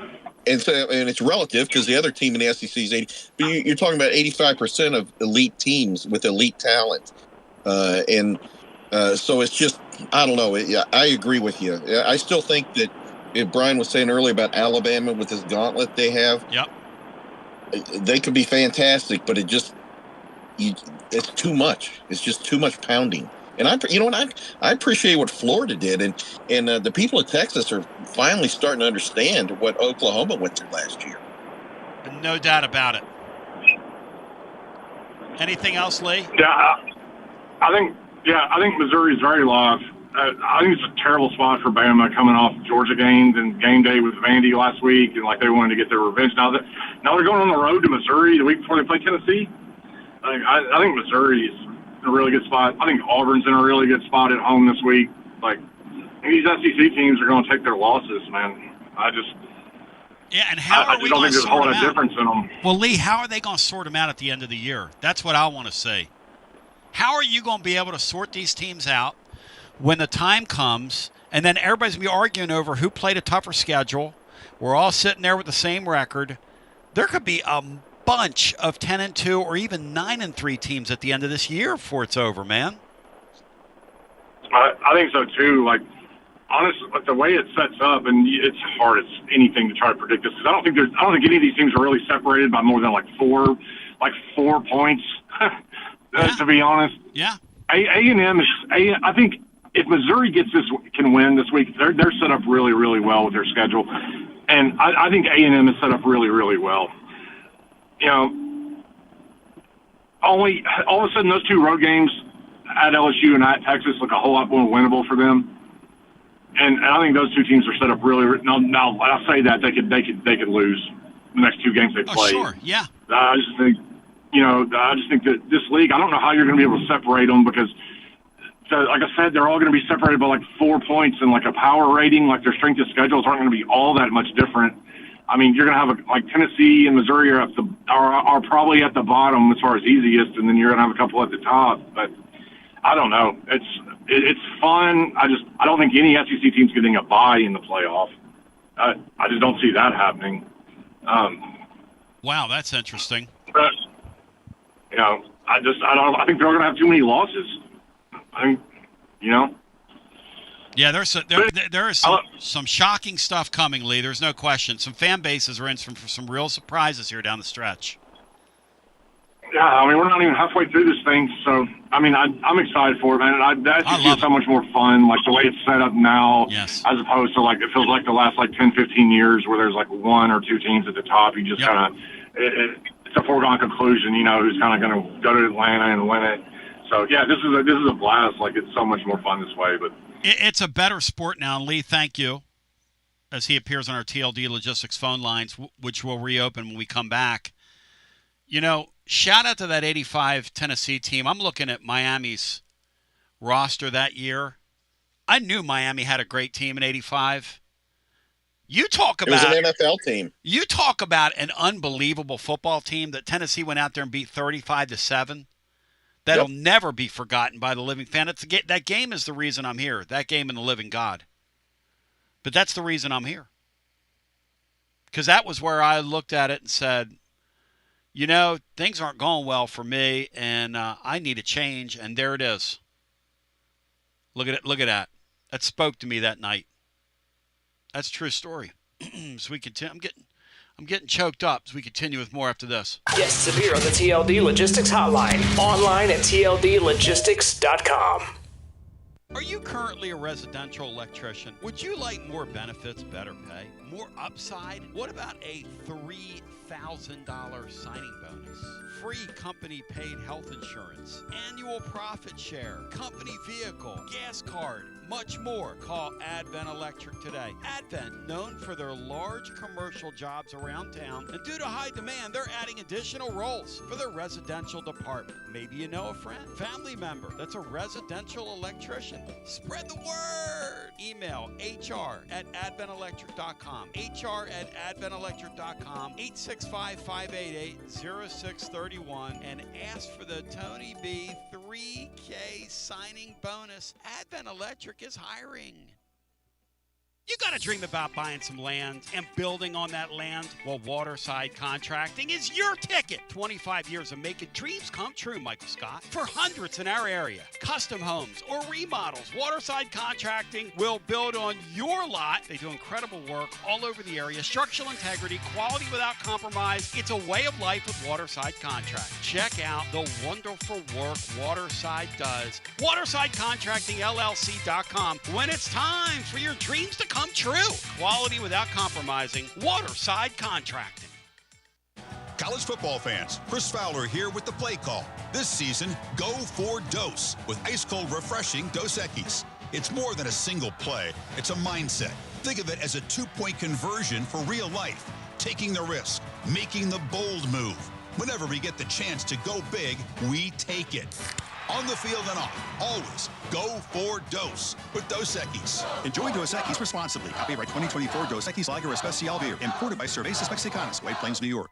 Whether it's baseball, football, softball, church groups, or schools, if you're raising money, do it with locally roasted Grade A Grounds coffee. I'm Billy Miller, a Vol alum and Knoxville native. You keep 40% of sales, and we donate 5% back to our East Tennessee community. Get started today by visiting our website at gradeagrounds.com. Hi, I'm Jim Simpson, owner of Simpson Meats. When's the last time you grilled a really good burger or steak? One your friends still talk about. Our goal at Simpson Meats is to make that happen every time you have a cookout. All of our cuts of meats, steaks, burgers, briskets, and pork are always fresh, flavorful, and sustainably sourced. We are family owned, so we know the importance of knowing how and where your food is raised. We have been putting quality first since 1888. Visit our butcher shop off Lovell Road or online at simpsonmeats.com. Hey there, Basilio family. Jennifer Morse here with Keller Williams Realty. The countdown to fall football is on. Is your fall plan missing the perfect home to watch the Vols make another playoff run? If a new view is on your game day checklist, I'm ready to help you find it. Don't wait until kickoff. Give me a call today at 865-694-5904 or visit my website at nextmovesmokymountains.com. That's nextmovesmokymountains.com, and go Vols. Tony Basilio, and we are live once again with Chad Stockton of FC Alliance. And Chad, you're out there on the field, 100 strong here in Knoxville. Talk to me. What's been going on with FC Alliance now that the weather's heating up? We're out here for the first night of the boys' tryouts. We have over 400 kids that'll be here tonight. So a lot of exciting times right now for us. Our club team start at U9 and we go all the way through U19. We have over 1,000 kids that come from Chattanooga from the Tri-Cities that make all our teams and make this club what it is today. So we're excited about it. We finished the younger kids a couple of weeks ago. We just finished the girls last night, and now we're on to our older boys program as we speak right now. And we're blowing and going in the Tri-Cities. Tell me about it. We started FC Alliance North 1 year ago, and coming off the first year, we are the largest, most competitive club up in the Tri-Cities area. We just finished our trials last night.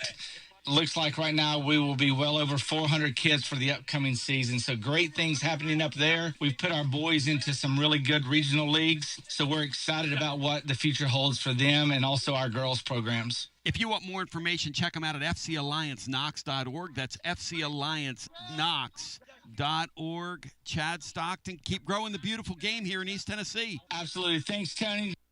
Tony Basilio along with the great Mark Griffin. And we're here to talk about our friends at Performance Medicine. And Griff, their slogan, stay educated, stay healthy. That's you. Wow. I really like to think that, Tony, and I'd like to give Dr. Rogers a lot of credit because I definitely want to stay educated and healthy, and knowing that he's putting the time and effort in to make sure of my care, I want to encourage your listeners to put the time to learn and become educated and get to know Dr. Rogers and see if it can help with your health as well. And there's a really, really easy way to do that. In fact, they've got their own YouTube channel. You can see Dr. Rogers for himself with his staff.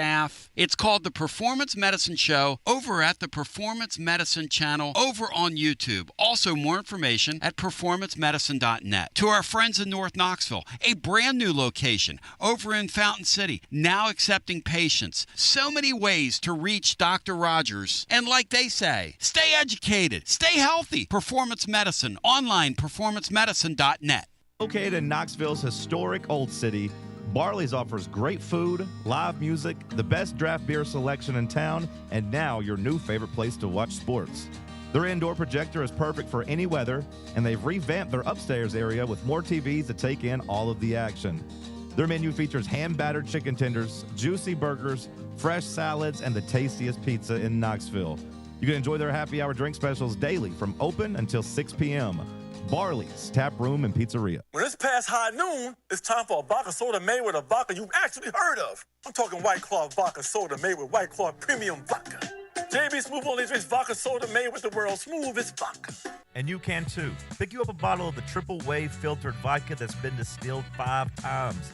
White Claw premium vodka comes in 4 flavors: black cherry, mango, pineapple, and just vodka.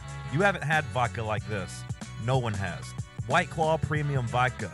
Please drink responsibly. I might be fired up, focused, and prepared for you today. and I might be Pump. I think on both those things. If you want to get in, 865-200-5402. Tomorrow on the show, C.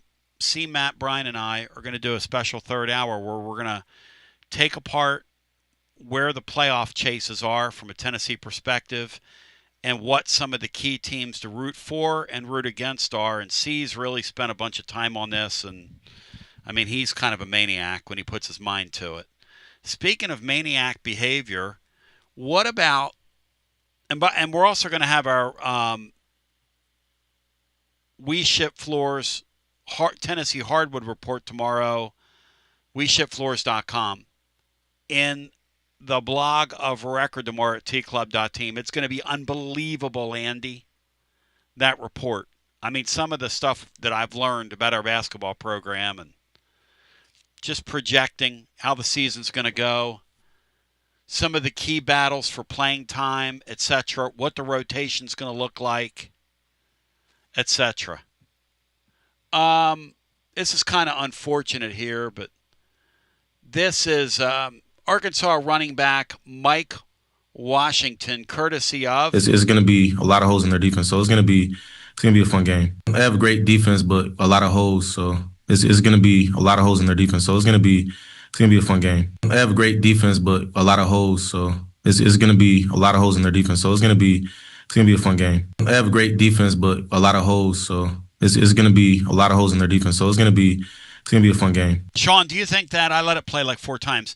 Courtesy Zach Reagan, A to Z. And those guys have been good to me down through the years. They always attribute things. So, Zach, that's a good clip by you over on the X machine. Cinco, what do you make of this running back Mike Washington running his mouth? One more time, let's hear it. It's going to be a fun game. They have a great defense, but a lot of holes, so it's going to be a lot of holes in their defense, so it's going to be a fun game. And again, they have a great defense, but a lot of holes, so it's going to be a lot of holes in their defense, so it's going to be a fun game. What about him talking trash like that, Cinco? A lot of holes in their defense. And what do you think he's talking about, Sean? And then we go to the phones. Well, he's not wrong, but it's incredibly stupid to say something like that. I mean, at least we have a defense. I don't know what he's talking about. Has he seen his own team's defense? Brian, exactly. What do you make of that, Brian? He's Tennessee's defense ranks 30th in the country in yards per play and 20th in yards per rush. So maybe he just bit off more than he can chew. Where are we in points per game? I don't think we're covered in glory in that deal. This is something I got that off Fox Sports Knoxville, so they had a tweet about it. Matt's got our rankings 2 blogs ago, Bri, if you want to go find it. But Matt did a great report on our team stats, and some of those I was surprised in, and then some not so much. But let's go back to our phones. 865-200-5402. Apparently that back is going to be in this weekend, visiting with his family from Canada. Cinco, so let's get fired up, focused, and prepared for that. Yeah. Well, in fairness, last week, the offense gave Mississippi State the ball in the, in our minus territory. Yes. I mean, I think they scored 2 touchdowns on interceptions. So I'm not so sure that I'm, I mean, is the defense what it was last year? No. Have we had some injuries? I think so. But still, they've got, I think they'll show up. I'm not happy about the quarterback because I think we've always struggled with those type of quarterbacks. Yes. But we don't give them the ball. I think we'll be fine. I think there's every bit of chance we cover in this game. My thing is you don't sleepwalk through it, which I don't think this team will. They haven't with Heupel. There's only been a couple of occasions during his tenure here that they've sleptwalked through games. But let's get our next call in. Hello and welcome. You are on our Wednesday transmission. Hey, Tony. Yo. Catfish Ike here, people. Hey, Ikey. Hey, I love when you have the Watson Brown Wednesday going on. Love it. He's a man, dude. Love listening to him.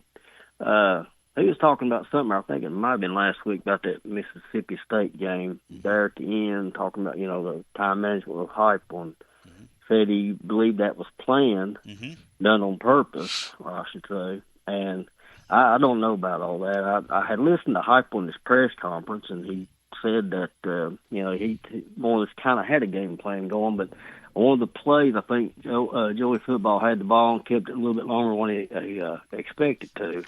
So I guess he kind of just went with it. But I kind of wished he would have done a little bit different on that. But I don't know what kind of game plan he had, but it definitely didn't go the way he wanted it to.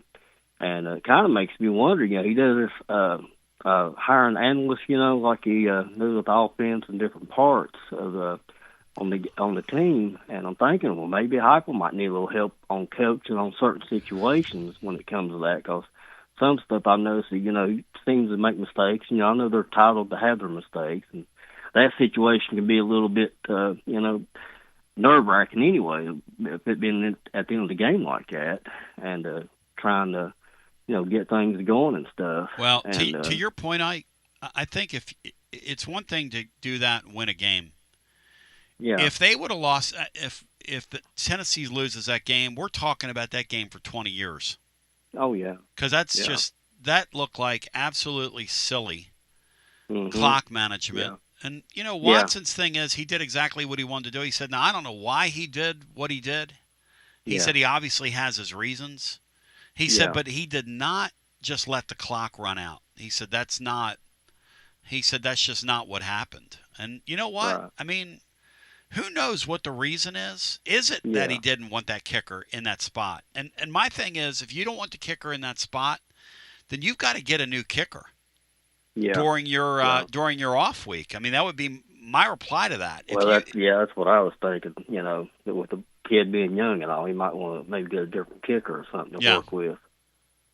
So, I'm just a couch coach, I know I'm not in that situation. It's easier to look at it on TV than be in that situation. But I like Heupel. I do. I like what he does. Some of the stuff I might disagree with, but I love what he does. But I'd still like to see Boo get in on the action offense. Still ain't seen that, and I'd love to see that come into play too. But that may not happen. Who knows? Well, I think Boo made his deal back in the summer.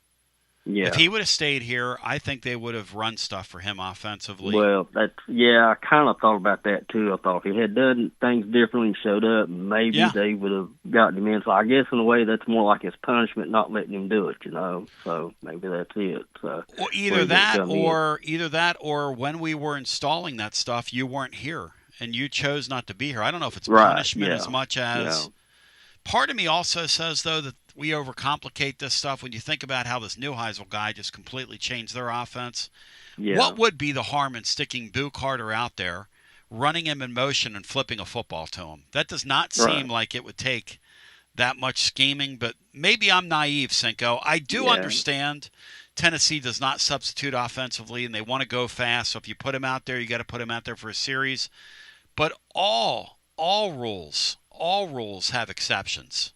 And even that rule could have an exception. You could still bring him out, flip him a ball, or even in one of these games, bring him out and fake like you're going to flip him a ball and use him as a decoy. Yeah, that's no doubt, and that's what be kind of neat to see if they have something kind of special for him, But like I say, it's hard to say if we'll see that or not. But another thing, Tony, how about them Broncos, baby? There you go. How about them Broncos? Which was a winner for our Winners and Losers program. One of the power plays that they insisted for us, which we'll be dropping another one of those tomorrow evening over on YouTube and across our platforms. Check for it. But how about them Broncos? Solid game by them. My Eagles were living on borrowed time and have been, and one thing's for sure, man, in that league, you're not going to win them all. And when you're on borrowed time in that league, you're going to borrow some time. How about Brian Hartman's Jacksonville Jaguars? Speaking of one of the great stories in the early going of the NFL, Bri. Y'all are on top of the world right now, Bri. on top the world looking down on creation, right? Didn't mention it, but Sean, sorry about that. The Jags took advantage of the Chiefs the other night, but no, congratulations to your Jaguars. They deserved it. My Chiefs are aging out. Yeah, and that's okay. I still think they're a solid playoff team and will be in the playoffs this year. But I would never count them out when you got Mahomes back there. But they'll have to retool around him for sure. But I like the way the Jags have come out and they've gotten to the point where I think their coach. Think about this: Liam Cohen was on Kentucky's football staff 2 years ago. Yep. Don't they wish they could have a do-over and say, hey, Stoops, we got to put you in the head coach's seat. No, not up there, because Stoops won himself another MAC championship this year after this. Are you stuck in a dead-end job or ready for a new challenge? Do you feel like it's time to try a new career? Well, it's time to change lanes with TLD Logistics. My friends at TLD Logistics have some really exciting opportunities for you to learn a new skill. With a new 5-acre driving academy that's now under new leadership with all new course material. And the best part, it's absolutely free. What a great deal to set you on the road to higher pay. And TLD Logistics even offers weekly stipends to offset food and gas expenses. In 6 weeks' time, you could complete this course and be in compliance with FMCSA regulations. Then you're ready for the open road of opportunity. What are you waiting for? It's time to change lanes with TLD Logistics. Visit tldlogistics.com. That's tldlogistics.com. TLD Logistics. Yee-haw! I've been hooting and hollering ever since I started betting with the VIP Play app. VIP Play has more than 200 leagues, every bet type you can imagine, live betting and live hosts, all with 24/7 support from real live people when you need them. Start betting better with the VIP Play app today. Don't be a better, be a better with VIP Play today. VIP Play coming soon. Gambling problem? Call 1-800-889-9789. Must be 21 plus and located in Tennessee to bet. TB here for Cedar Bluff Plumbing, a live and local company that's been serving our area for over 32 years and counting, because every customer counts, and I mean no job is too small. Cedar Bluff Plumbing just voted #1 by City View magazine because multiple plumbing experts are on call to serve all your plumbing needs. Chances are there'll be a plumber in your area when you call, and they won't send some salesman to your house. You're going to get a high character, trustworthy, highly trained plumber who will serve you. Not like some of these guys that look like they came off the set of America's Most Wanted. Cedar Bluff Plumbing is Basilio tested and approved and will go the extra mile for you because Chucky Mack is a servant of the people and my consigliere to the throne, celebrating over 32 years of serving living volunteers. Cedar Bluff Plumbing. Call 588-4448. That's 588-4448. Cedar Bluff Plumbing. This October, Pipe Wrench is serving up scary good savings with no tricks and just treats for your home comfort. This month only, you can get a free furnace upgrade with qualifying HVAC system installation, a free sediment filter with water heater installation, or protect your home's comfort with HVAC tune-up and plumbing system check bundle for just $129. Forget the tricks of surprise breakdowns, costly repairs, and high utility bills, as our limited time offers are designed to keep you cozy, comfortable, and confident all season long. Pipe Wrench is always your partner for energy-efficient and cost-effective upgrades that keep your family comfortable and safe year-round. We make it easy with free on-site estimates for replacements and free second opinions on repairs. And if budgets are tight, we offer flexible payment plans including 0% financing with credit approval. You better hurry, because just like Halloween candy, these offers disappear after October 31st. Call Pipe Wrench at 865-264-8090 or book online at pipewrench.com to schedule your appointment today. And as always, same-day service guaranteed or the visit is free. College football fans, Chris Fowler here with the play call. This season, go for Dose with ice-cold, refreshing Dos Equis. It's more than a single play. It's a mindset. Think of it as a 2-point conversion for real life. Taking the risk, making the bold move. Whenever we get the chance to go big, we take it. On the field and off, always go for Dose with Dos Equis. Enjoy Dos Equis responsibly. Copyright 2024 Dos Equis Lager Especial Beer. Imported by Cervezas Mexicanas, White Plains, New York. I'm going to turn Cinco loose to cut a promo for the ages on Bobby Petrino. Now, you better be careful. I don't want to hit the 10-second button on him, which I've had to from time to time on Cinco. But I'm going to let him hit the button. I do want to remind you, Friday we're live down at Calhoun's on the River. I'm looking for a neck brace. I hope you'll wear yours. Let's have an early costume party for the Arkansas people. I'm going for the circa, I was pile-driven on the floor in the Omni. I'm going for the circa 1983 look. The playbook with William Pattison is on the way next here, Fan Run Radio. I love you. I appreciate you. And to quote the late, great Jimmy Superfly Snuka, I love my fans. Till we meet again, peace and G to the B to the O. Check out the blog over at tclub.team. You're listening to FM 105.7 and AM 1340, WKGN Knoxville, and W289CU Knoxville. Fan Run Radio. Sean Sinclair, start your engine. Are you ready, my brother?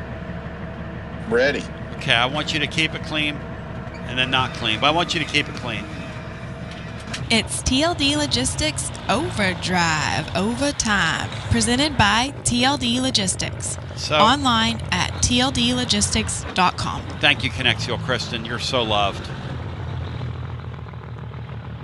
And now let's go to the guys with today's edition of TLD Logistics Overdrive Overtime. I'm a semi-betting man, and I've got pretty high odds because we were doing our pre-production meeting today over some bagels and lox. Shout out Potchkies. Hey, Cinco, you're not a big Petrino fan. Why? First of all, before you start the ripping, why does this guy rub you the wrong way? Why does Petrino rub you the wrong way so much? Well, he's just disingenuous. I mean, to start with, hit it. I mean, he's anytime anybody asks him a question just beyond the basics, he gets an acerbic attitude with them. He's very much like Dooley and young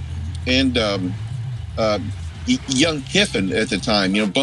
All three of them, sons of college coaches, head coaches. I think they were born at third base. Now, obviously, Kiffin's got quite a bit of talent, and Petrino's had some talent. Has a little bit of talent here, but everywhere he's been, the end of that era just is a spectacular unraveling. He's at Louisville in a time where there was some honor among thieves with coaches. Tuberville's at Auburn. He secretly meets with Auburn, causes a huge problem there. You just don't do that. Did he meet? Let's rewind the clock here. Did he meet with Bobby Louder? Is that what that was? And who was the coach at Auburn at the time? Do y'all remember? Tuberville. Senator that was Tuberville? right around 2007, I think. Yeah. And Auburn for their troubles, went on and won a national championship after doing that, Brian. That's disgusting. Well, Auburn actually has to be almost culpable in that as well because I don't know if it was they might have initiated it. But you still don't do that. If you remember, Tuberville was the riverboat gambler at Ole Miss. He comes to Ole Miss. He comes to Auburn. He has some success. It starts to wane a little bit. They're getting a little antsy down there. So their thought is, well, we're gonna behind the scenes interview Petrino, see if he's interested, and then the Tuberville faction, they found out about it, went public, and it blew up on Auburn. And actually, Tommy became a sympathetic figure down there to the fan base, and bought him some more time after he changed his staff around. It eventually didn't work out, but so that's not even. I mean, that's just the start of things at Louisville. Then he signs a big 10-year contract with Louisville. Going to be the face of that program, the new Schnellenberger. Make Papa John Stadium famous. Within 6 months, he leaves there and goes to Atlanta to become the Falcons head coach. He doesn't even make it. Now, unbeknownst to him, that's when Michael Vick was in trouble with the dog running.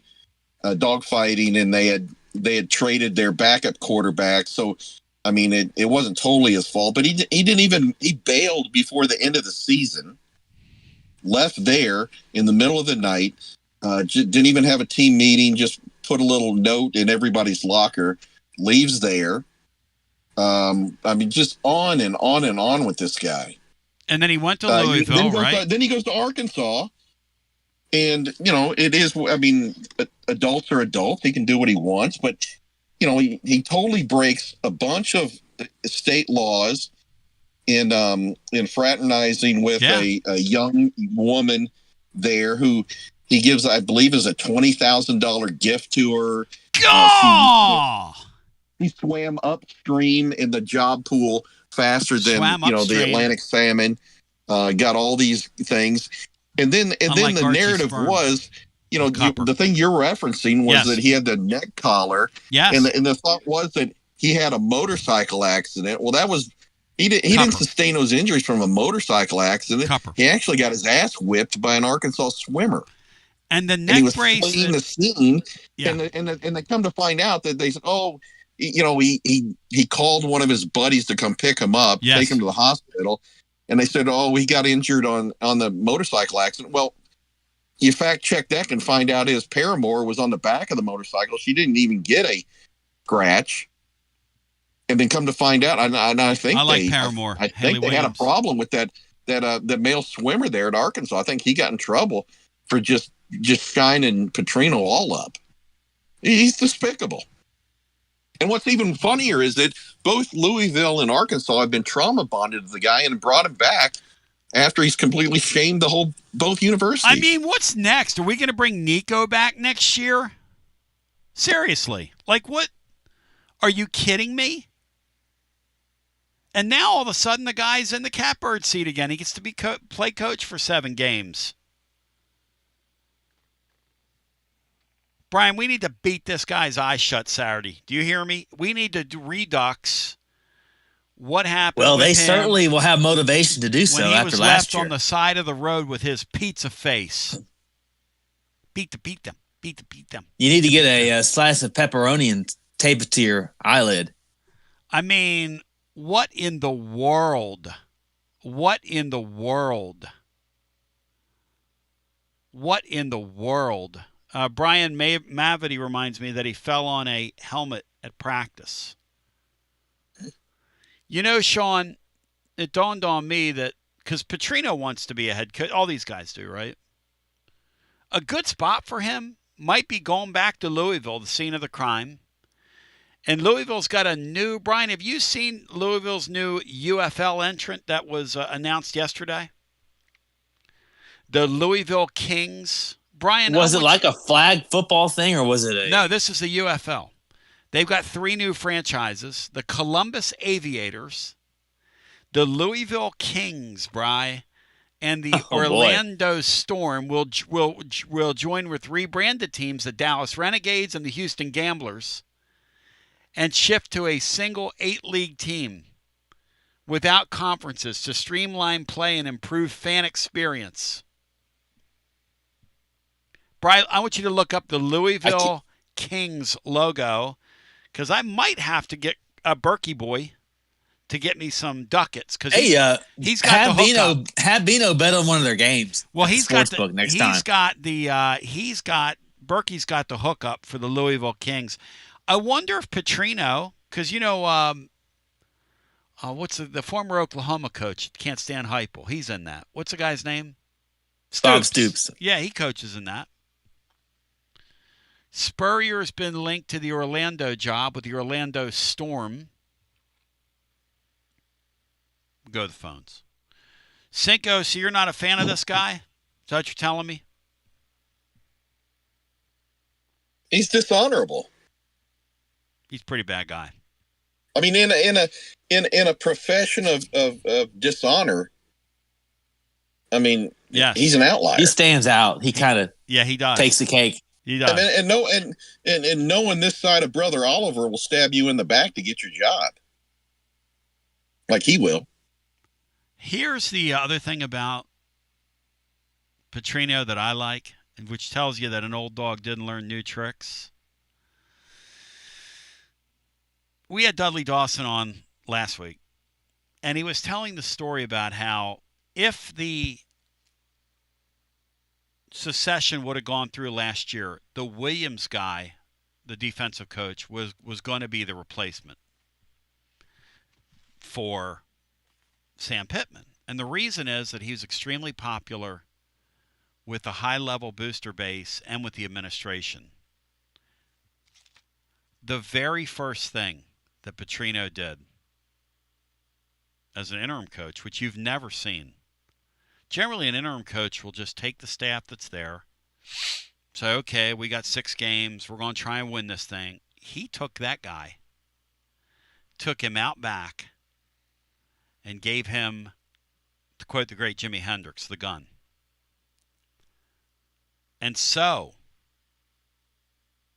that shows me that old dog ain't learned any new tricks. He is still plotting and scheming and dreaming. Yes or no, Cinco? Got rid of the guy that was supposed to be the replacement the very next day. He said, I'll show you one. I'll show you something. There is literally no shame in his game. No. No well, shame. Here's one. Speaking of, Sam Pittman's got he's got a little quandary on his head right now because who is his best friend? Jim Chaney. Yep. Who's a remote analyst for Tennessee? Yep. Jim Chaney. Yep. Working remotely from home. I'm not suggesting a Jack Sells Ron Zook type deal, but that's after you get shanked like that. I wonder if those two have had a conversation or two. Oh, come on. They probably talk every day. Shout out to Joey. Had been. Joey today's having a really good day over on the YouTube stream, Bri, his comments. Penn State's version of Nega Dave would be called Nega Rocco. That's on brand. What do you think, Bri? Nega Rocco. Nega Rocco. Well, I like it. Nega Rocco, Nega Guido, Nega Vito. Nega Davo. Nega Davo. Nega Basilio. Like half my family toward that James Franklin guy right now, Nega Basilio. How hot was your family this past weekend? Oh, they call those people Negadelphia right now because they're in pure Negadelphia Hades with what the Eagles did, what the Phillies did 2 games in a row, throwing 2 games away to the Dodgers because our manager, I got so uproariously mad a couple shows ago that I had to perform surgery on my own show. So I'm not gonna trigger myself today. It would be nice. It would be nice for the Sillies to show a pulse in L.A. and win 2 games and get the thing back to Silly. Now, when the manager decides to start Aaron Nola tonight, I don't know what the chances are of that, but, I don't want to bore you with that. Let's go to the phones. Congratulations to Bino. Hey, Bino deserved it after he gave it up on the blog for the 85 team, which I was wanting to bring this up, so then we'll go to the phones. To really appreciate the 85 team, you have to look at their roster and lay it right on top of the 85 Miami Hurricanes, who were coached by Jimmy Johnson, who won, was it 2 Super Bowls, Bri, with Dallas, and was going to win about 4 or 5 till Jerry Jones's ego got in the way. I thought he won 3, maybe. Maybe 3? Okay. He was going to win 5 or 6. Actually, he won 2, and then what's his name came in and won the 3rd. Barry Switzer. Yeah. Which is the literal definition of this thing's on autopilot. And Barry Switzer in NFL football was comical looking, but not as funny as Dave Campo was. Dave Campo might have been my favorite Cowboy coach of the 90s. When you talk about the 85 Miami Hurricanes, you're talking about Vinny Testaverde. And then you're talking about, now he's your quarterback that year, threw for 3,000 yards. Sean and I were talking off the air. The amount of talent floating around in the Sunshine State, just from that state alone, in like 1980 to 1988, in high school football down there, Sean, I don't know what they were doing. I don't know if they were spraying the thing with Miracle Grow. I don't know that we've ever seen anything like it, Sink. Have they we? Still got that talent down there. I mean, that well does not run dry. Their running back that year was Alonzo Highsmith, who was a very, very good back. Very good back. They also had Melvin Bratton, played several years in the NFL. Their wide receivers on that football team were three guys that were stars in the NFL, like stars. Michael Irvin's in the Hall of Fame. Brian Blades was a great player. And Brett Perriman played for Jerry Colquitt's Seattle Seahawks for many, many years. I mean, you talk about a sports miracle. Their tight end was Alfredo Roberts, who was like a 10-year NFL guy. Freaking Alfredo Roberts played on that team. And then their offensive line was extremely good, but where they were really good was on their defensive line. J.B. Jerome Brown, one of my favorite Philadelphia Eagles of all time, who perished in an automobile accident, or the Eagles were going to win a couple Super Bowls with the defense they had. That kind of slowed their roll, but that was such a sad, sad thing. Kevin Fagan was an interior defensive lineman with them that year. Daniel Stubbs was on that defensive line as well.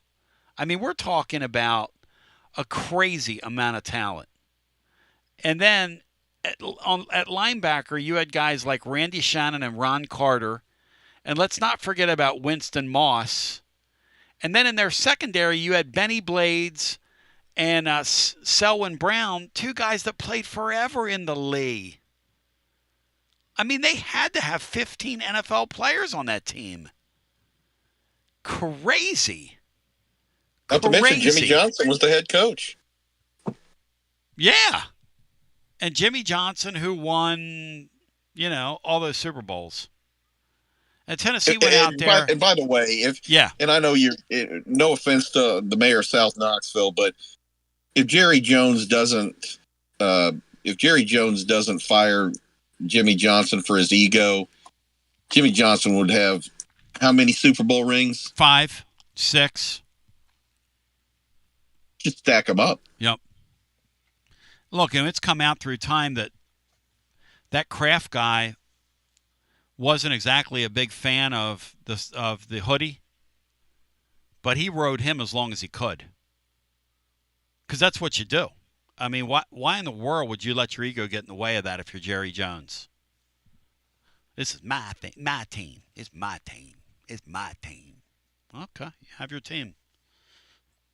That's about the dumbest thing. That's Jimmy Haslam level management right there. How about the Browns, Cinco, throwing Baker Mayfield back into the pile and the Bucs saying, thank you very much. And then trading like 4 draft picks, including 3 first-rounders, for Deshaun Watson after what happened with Deshaun Watson, who's never going to play again. You talk about instant karma, John Lennon. You talk about bad ownership in the NFL. Brian, that Cleveland Brown deal, that is some terrible, terrible, terrible, terrible management. They just sent Joe Flacco to the Bengals for a couple draft picks, I think. Yes, they did. Because Ewad's Bengals needed help. Do you guys think Deion Sanders' son makes an NFL quarterback? Do you, Sean? I don't know. I don't want to be a hater because when I watch him at Colorado, he's got ability. Mm-hmm. I would even say he's got it. Mm-hmm. But he has so many distractions that I just don't know that it's important to him. Yeah, I think. And I think he has. And I don't think he has the physical. Everyone wanted to tie him as being physically, like his father or like Travis Hunter. Nothing's further. He's not a great athlete. Hey, Sean, the truth about him is, arm. Well, he's small. He's pretty good, but he's small. But here's the thing about him. Did you guys see, and then we'll go back to our phones at 865-200-5402.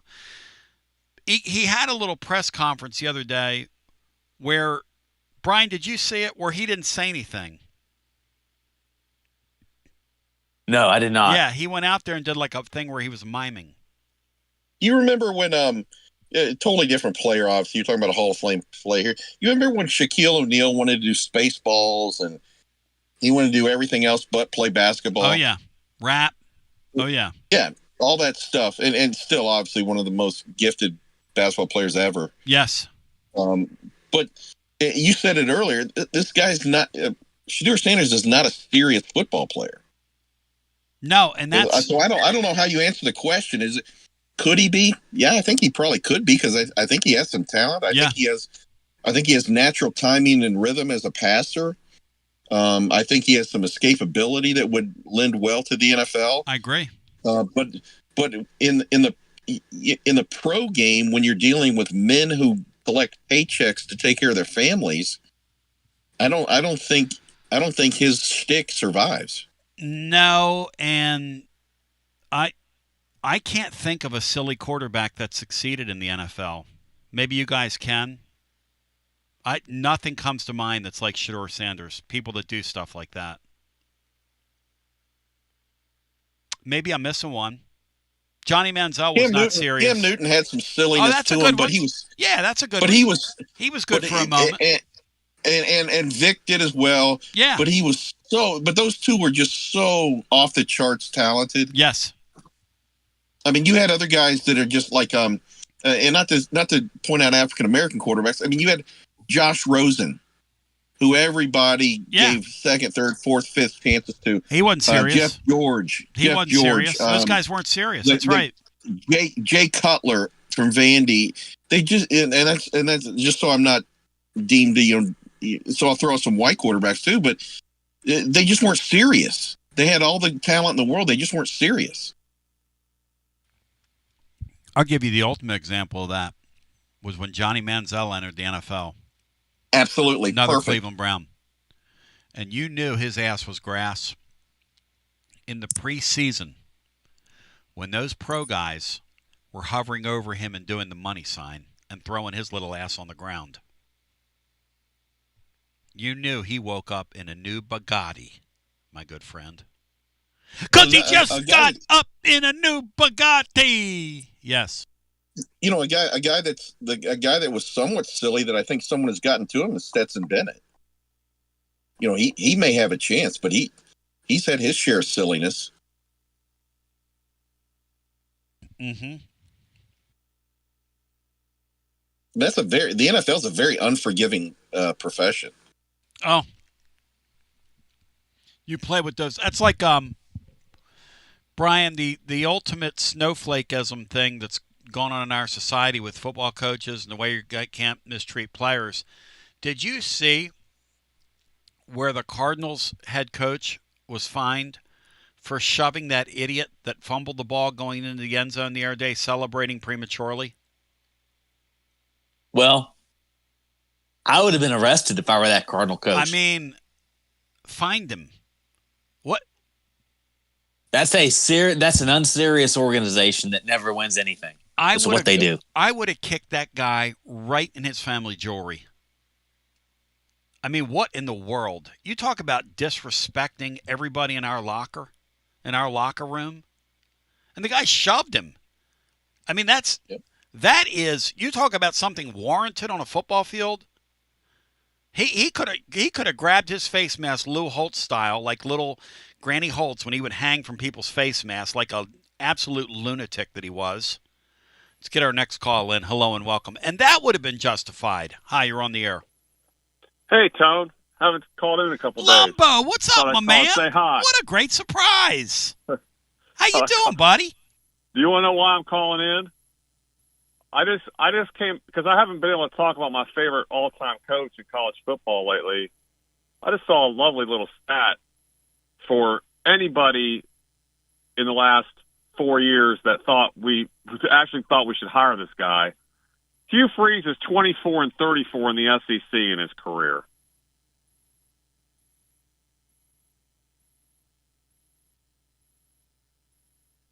And here's the crazy thing. They're live this weekend. They are live this weekend. Totally live. Win. Totally live. But they've he's spent a ton of money. 24-34 in his SEC career. What's weird about him is they've spent a ton of money in the portal. Until this weekend, let's see if it happens. They haven't gotten traction. Now, you're making a really good point. I will point out, though, that he took over an Ole Miss job that wasn't very good when he got it. And you can say all you want. And the Auburn thing, and I'm not a Hugh Freeze fan, but the Auburn thing was at the bottom of the barrel when he took it. He had some loud wins. That's one thing. He's the only guy that has lived off 2 wins from a decade ago that I've ever seen. Yes, that's true. He's got more mileage off of 2 wins from a decade ago over Alabama teams that were quarterback. Let me see here by Blake Sims and Patrick Bateman because Nick Saban didn't start Coker.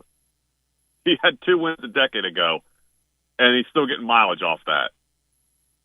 I just hope Georgia beats them, and I hope Alabama beats them to finally put that guy to bed forever in the SEC and go coach Southern Miss and open a mega church. Now, this is true, right, that he did block you on Twitter? I can't remember, Tony. He might have. Brian, is that true? You followed it, Brian. I didn't think he was still allowed to use his Twitter account. No, I think he probably ended up. Everybody got unblocked from it. I don't know. Yeah, I mean, he's not allowed to use his Twitter account. You need to let that go. You know, one of these days we're going to do a show of because there's things I need to let go. But we're going to get you on, and you're going to let go of the Hugh Freeze thing. I've got so many sports issues. Duke. You're going to let go of the Duke hatred, Tone? Yeah, there's so many things. I mean, I'm a really terrible person when it comes to sports. This manager of the Phillies right now, if I could get my hands on him, the violence that we would commit in this studio right now, no offense to him. But, Columbo, at the end of the day, you declared my boy Nico dead, and he... like Lazarus. You talk about a Lazarus job. Stop. You did nothing but take a dump on that guy for 6 months. He played great. I'm happy for him. Totally happy for him. Like, they caught Penn State completely off guard, and he played great. I'm happy for the dude, man. I'm sorry. That makes me a bad ball fan, whatever. I love it. What are they saying about the Knowles guy in Columbus who got shredded over the weekend? Laughing their asses off. Like he might have been holding the team back because this defense under this Patricia guy is just like they allowed 2 touchdowns all year. It's kind of a joke. Like, yeah, the league they play in is a joke. Well, okay, Tony. Like, yeah, okay. It doesn't really matter when I'm talking about how good they are. And trust me, everybody, I hate it. I'm around these people. Nobody wants them to lose more than me. But, man, they're better than they were last year. Like, I don't want to say it, but it's just the damn truth. Like, I think Miami's the only team that can even stay on the field with them. It's going to be a really interesting playoff. What? Yeah, Tony, I don't know if it's going to be all that interesting. Like, really? I think Ohio State's going to get in there and run right through it. And, like, I'm sorry I got to say that, but I don't think – I think a bunch of teams are – like chasing bids, and about 3 or 4 teams are actually chasing the national championship. Brian? I'd like to be one of those programs that chase the national championship, but I'm okay with getting a bid. Like I've said, that's all I want. Get in the dance. You're relevant. Keep building it. And maybe we get to that level where we're fighting for the national title. But make the playoffs. I think there's like 3 or 4 teams that are actually playing to win it all. I think the rest are kind of fighting for just want to get to the dance. Sean, do you buy that? Ole Miss didn't win a national title. Cinco, do you buy that? What Columbus is saying? There's 4 teams that try to win it, and everybody else is kind of trying to get into the tournament. Yeah, I kind of do. I think it's the. Are you talking about this year or in general, Mark? This year mostly. I think it's good. Because We don't know what the landscape is. I tend to think I was thinking about this the other day, and I tend to think there are a lot of programs like that, much like Tiger Woods. I think there are a lot of programs that have no problem being in the 5 to 20 range, winning 8-9 games, and I mean, maybe there's more, but there's only a handful of teams that I think are really. There are a lot of teams that want to be national champions, but I think there's only a handful, like Mark says, that are willing to do what it takes to be one. And like, we don't know what the landscape is going to be like with this rev share thing. This could all totally change, and all these kind of front-loaded NIL deals. So it may be fluid moving forward, but for this particular season, I think there's like 3 or 4 teams that are actually trying to win it, and I think the rest are just like Ole Miss isn't. Like if Lane Kiffin got matched up with Ohio State, Lane would know that he's walking into an assassination. Like, he's a pretty good coach, Joe. I wouldn't put it past him. Yeah. And he found a quarterback. Lane Kiffin proved that here. He's a really good evaluator of football players. He got John. Let's get real. He's a great coach. Oh, I think he would be. Sean, I think he'd win a national championship here. I think he would too. And I'm not trying to be. And I'm not trying to. I wanted to hire him in 2017. I'd love to run him down and have many times, but fact of the matter, that's a guy that can take your players and beat you, or he can beat you with his players. Now, I still think his nonsense gets in the way, but he's a great coach. Yeah, but he's kind of tamed that down. Like, really, I mean, he's pretty low key now. Like, he does the stuff on Twitter that's fun, but he's not running wild anymore like he was here in Alabama. Oh, no. He's a different guy. I think age and grown kids and all that tend to do that to all of us. But still, I think he's still got that wild streak in him. But well, here's my question to you guys. What is the benefit? Because obviously I'm of the opinion that whole charm offensive ESPN put on was for him to rehabilitate, to get involved with Florida or these other jobs, get out of Ole Miss finally. What is the benefit for him to go to a high-pressure job like that? Because as far as Ole Miss has shown, they'll play NIL. They'll pay NIL. He's gonna have a 9-game thing. I know there's more talent in Florida. There's no question about that. But there's always been more talent in Florida for every head coach. I don't think he would take the Florida job. I think the Venn diagram of jobs that would hire Lane Kiffin and jobs he would take are very small. Like, I think he would obviously take Texas. I think he might take LSU. I don't think he'd take the Florida job. He'd take this job in a heartbeat because he was calling around last time it was open. A little outside the I saw the text. I saw the text. I think he would change the narrative at Texas A&M. I think he's that big. He's interesting. He wouldn't take that job. He wouldn't be able to stand those people. No, I know, but I think he could. He is not a cult dynamic guy. Like, that's why I didn't go to Auburn. Like he is not a cult guy. Cult guy, you said? He's not a cult guy. Like, he wouldn't be able to stand those boosters. That's why he didn't go to Auburn. Man, he was perfect here. If he would have just not done what he did, he was going to win. We would have won 2 national championships with him. I'm really convinced of that. The way they were recruiting, absolutely. Yes. I'm not kidding. I mean, I like Heupel a lot, but if this job opens up, if he knows they're going to lose 30 scholarships in 3 years at USC, he never goes there. Ever. Like, man, it's what it is. Thank you. We only spent 15 years in the wilderness because of it. Now, say this out loud. Joey football is a revelation, and he's my favorite quarterback. Say it. You really got to come around on this guy. What's it going to take? If we finish 10-2, more than 5 games against one suck. Average defense and four bad ones. Why? Tony, they scored 13 offensive points in 58 minutes against Mississippi State. I will slow down on the Aguilar for Heisman talk. Is he doing bits, Brian Hartman? You've produced this show a lot of years. Is Mark doing bits, Brian? No, I don't think so. I think you could probably get Mark to concede that Joey Aguilar is having a heck of a year. No, he wouldn't. No, he won't. He's better than I thought he would be. He's better than clearly. Nico. But they're 4-1, exactly where I thought they'd be. And can I That's see like the games that matter? I think that's coming up. I think that's fair for the whole Like league. can I see the games that are going to really count down the stretch here? But I will say this for Mark. I agree with him that Auburn is going to get Georgia this weekend, and it's going to throw the league into total chaos when it happens. And if Alabama loses to Missouri on top of that, it is going to be the most chaotic thing in the last 6 weeks we've ever witnessed in our lives. It's going to be crazy down the stretch. Like I'm here. wondering if a 9-3 SEC team gets in. I agree. But that, So if you're Tennessee, do you go in this just trying to survive and let everyone else just beat the heck out of each other? Of course. Oh yeah. What choice do you have? I mean, but you know what I mean. Even if you got to backdoor your way in, you're in.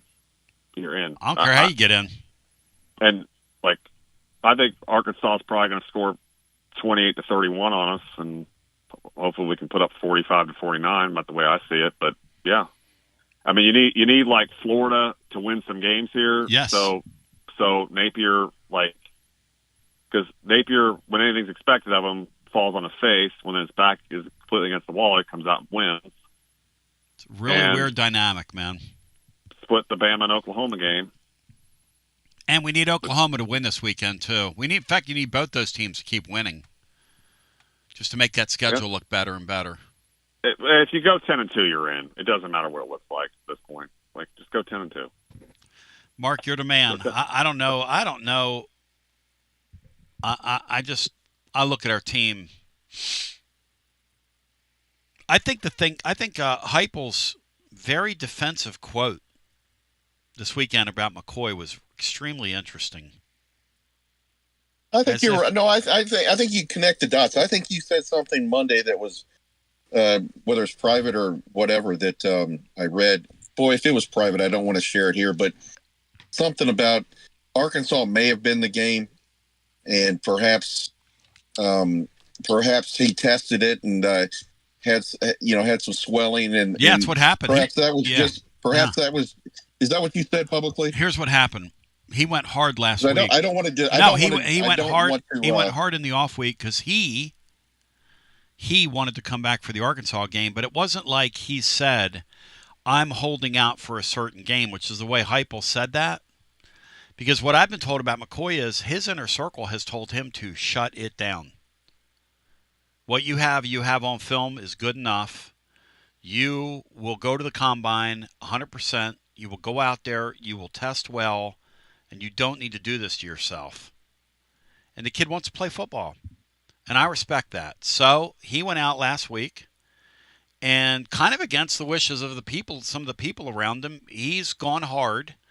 But what happened is he experienced swelling and a little bit of pain as well, which now throws his return, put some question marks around it as to when it's going to happen. Or I guess, Sean, you could say even if it's going to happen, but who knows? I respect the hell out of him for trying. Because a lot of people, Sean, would shut it down if they had the grade he has. I still think in this money era that they're still competitive. And I saw that with I didn't think that Russell was going to pitch last year. Agree. We had heard that everyone around him said shut it down. Yes. You can show them what you're going to do in the equivalent of a pro day, be a first round pick, et cetera, et cetera. And by gosh, he went out there and played well. And so I'm heartened that there are competitors out there that just want to play and prove themselves. Back to the phones we go. Yeah, I do think there is that. I do think even in the NIL era, these guys love college football. They love being a part of this. And it matters to a kid like him. I mean, he's been a revelation here, but Tennessee's been a real great thing that's happened in his life. That guy's gone from obscurity into being a star football player. And he went hard last week trying to ramp up for this game. That's what I'm reporting because I know that's what happened. And his leg swelled up. Because we were talking off the air. I've learned down through the years to always qualify things with the goal for him or the goal internally. The thought was Arkansas week. That's if your body cooperates. Now, even if he'd have played this week, Sean, he was going to be on a tight pitch count like the next few weeks. You're not going to come back from an injury like that this soon and go out there and play every play. That's just not reality. But go out there and give it a go. I would imagine a kid like him is seeing that Alabama, because he essentially shut Ryan Williams down last year. Yeah. Picked the ball off in the end zone. Yeah. And someone like, and I bet he and the Hood kid probably, when they're playing games and stuff, they're probably talking about doing it again in Tuscaloosa next week. And by the way, to Columbus, Michael Mote says Kiffin is the James Franklin of the South. Both have one win. One big win. Let's go to the phones. That's interesting. TLD Logistics Overdrive Overtime. Hi, you're on the air. Hey, boys. Tony, how about this for a not serious quarterback that had all kinds of talent? How about Tyler Bray? Well, there you go. That's a great point. Nobody had an arm like Tyler Bray. The release was I think you clean could, and as with quick. Respect, I know he's in the business. I think you could say similar things about Eric Ainge. Yeah. He got serious with Cutcliffe. I don't think he had the arm talent that Bray did, but he had all the measurables. Yeah. And then he ended up with the Jets, and Mangini said, I think Ainge made some kind of joke, and then Mangini in an interview was asked about him, and he said, "Have you seen him play?" Yeah, that was kind of not a good sign for him, was it? Right. So I want to make an announcement, or not announcement. I want to share some joy here in a minute, but I want to bust on Mark a little bit because I love Mark. We were doing our thing the other night. We were all arguing. Roberto was arguing with Lumbo and being a little ridiculous, saying that actually Lumbo's and that Mark's actually an Ohio State fan pretending to be a Tennessee fan, and it's all an act and all this. It was hilarious. But I made the argument that Miami is the number one team in the country right now, and there's no argument. Just like I said to you Monday morning, and Mark was going in.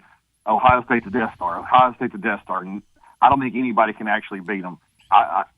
And just kept on and kept on. And he was giving me a little bit of heck for saying Miami should be number one. And then we go on and talk about other things. And we're talking about all the different games or whatever. And Mark tells on himself accidentally. He says, "Hey, can I ask you guys about Beck? How's he playing? I really haven't watched Miami play." So he's going to tell me. So he's going to tell us Ohio State's a Death Star, but I haven't watched Miami play to even know if they're good or not. He's watching football twice a weekend when the Vols are playing, and when his Buckeyes are playing. That's exactly right. Right. That's kind of. I'm not serious about knowing and being informed. Colombo doesn't know ball, man. He doesn't know ball. No, he does. He actually understands ball well. He just he's not really gonna take the time to go watch everybody play. The announcement, Tony, I'm not gonna make it for the Oklahoma game when Gabriel's gonna be in town and everybody's gonna get together. Wanted to come see you guys on the porch, but not gonna make it in. But I'm not making it in because me and the family, Gina and Emma, we're moving home at Christmas to back to our house in Tennessee. God bless you, man. Where you going to live? We have a house in Kingsport. We're moving back to Kingsport. That's awesome, dude. So we'll be able to make a whole lot more of the get-togethers when we're not having to fly across country to do so. So we're excited and can't wait to see you guys. And we're going to miss you Oklahoma weekend, but we'll make a lot more of them down the road.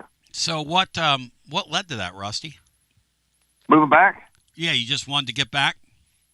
So Gina, she works for LMU, Loyola Marymount. Yeah. RIP Hank Gathers. And she's fully remote and can do her stuff from back there. That was the main reason we came out. Emma's in college now. So she can do her college thing and all that's not really, we're not holding to her like finishing high school out here anymore, those type of things. And I can run my company from wherever we're at. So, and having a home in Tennessee and a home in California to pay for isn't exactly great on the checkbook. So it makes sense to move back to our house in Tennessee. Well, congratulations, man. That's awesome, dude. Thanks, brother. We're super excited. Much love, brother. Thank you. That's neat stuff. Getting a chance to come back home. 865-200. So he won't be West Coast Rusty anymore. No. The artist formerly known as, Bri, he called himself. You know? Yeah. But that's a winning hand. When you get a chance to come back to Tennessee, that's a winning hand. In the Hotel California, that is this place. Because how many people do you know that have checked out any time that you've liked, but they'll never leave? I'll tell you what, Sean, if Joey football continues going on the pace he's going on, it wouldn't surprise me if he makes his home here. Because that guy will never buy. That guy will never have to pay for a dinner the rest of his life. No, he's definitely on the hero's journey right now, and got to see a little change of subject. I got to see ZZ Top last night at the Tennessee Theater, and my boy Billy effing Gibbons still has it, brah. How old's Billy Gibbons, Sean? 150. I love him. He can, he's probably smoked his voice. All the heck. And, And he doesn't play. They only played for like an hour. Yep. Frank Beard back there in the drums looks like he should be in an iron lung. But they still got after it, man. I mean, those guys, no offense, those guys look half dead in like 1984. Like in the Sharp Dressed Man video. Well, to tell you how old they were, famously, Jimi Hendrix was asked who his favorite guitarist was. That's right. And at that time, he said Billy Gibbons. Yep. And they took ZZ Top out of Texas, and ZZ Top supported the Hendrix experience. Is that wild, dude, or what? Yep. I mean, that guy's been at it a long time. A long time. He doesn't weigh $120 up there, I don't think, anymore, but he's still rocking, man. And he put on a great show last night. That tone, Sean, that tone he gets out of that instrument is just, it's Billy effing Gibbons. And the thing is that for guitar players, there's so much,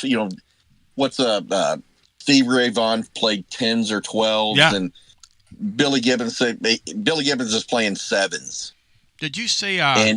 And he started, and last night, not only that, Samantha Fish was at the Bijou. She's unreal. Sean, did you see the thing that Rick Beato did where he did a test online of the strings? And he went through the gauges, like in guitar, that high E string is the one that determines like what you call your right. Like I've taken to play in acoustics. I play like an 11 now. Which is okay for me. It's bendable, and I'm sure as I age I'm going to have to come down.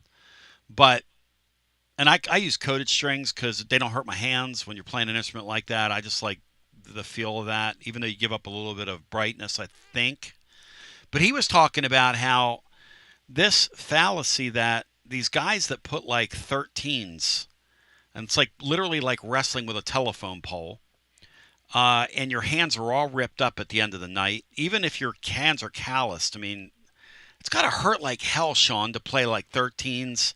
But some guys do it, and they think they're getting a better sound. He did a test on his deal and said, no, it's actually kind of all the same. You're getting the same sound out of 7s that you are as out of 13s. I've seen a number of those things. I think Chapman, I can't remember his first name, British guy, he was involved in one. But I can't tell you how many of those things on YouTube I've seen where actually they preferred 8s. Like if they don't know what's on it, like if you don't know what's on it, like 9s, right? But he tuned down a half step. Yeah, I played 8s for years, and I remember an interview with B.B. King, and they were talking about him because he famously played light gauge strings too, and they were asking why. He said, "Man, why you want to work that hard?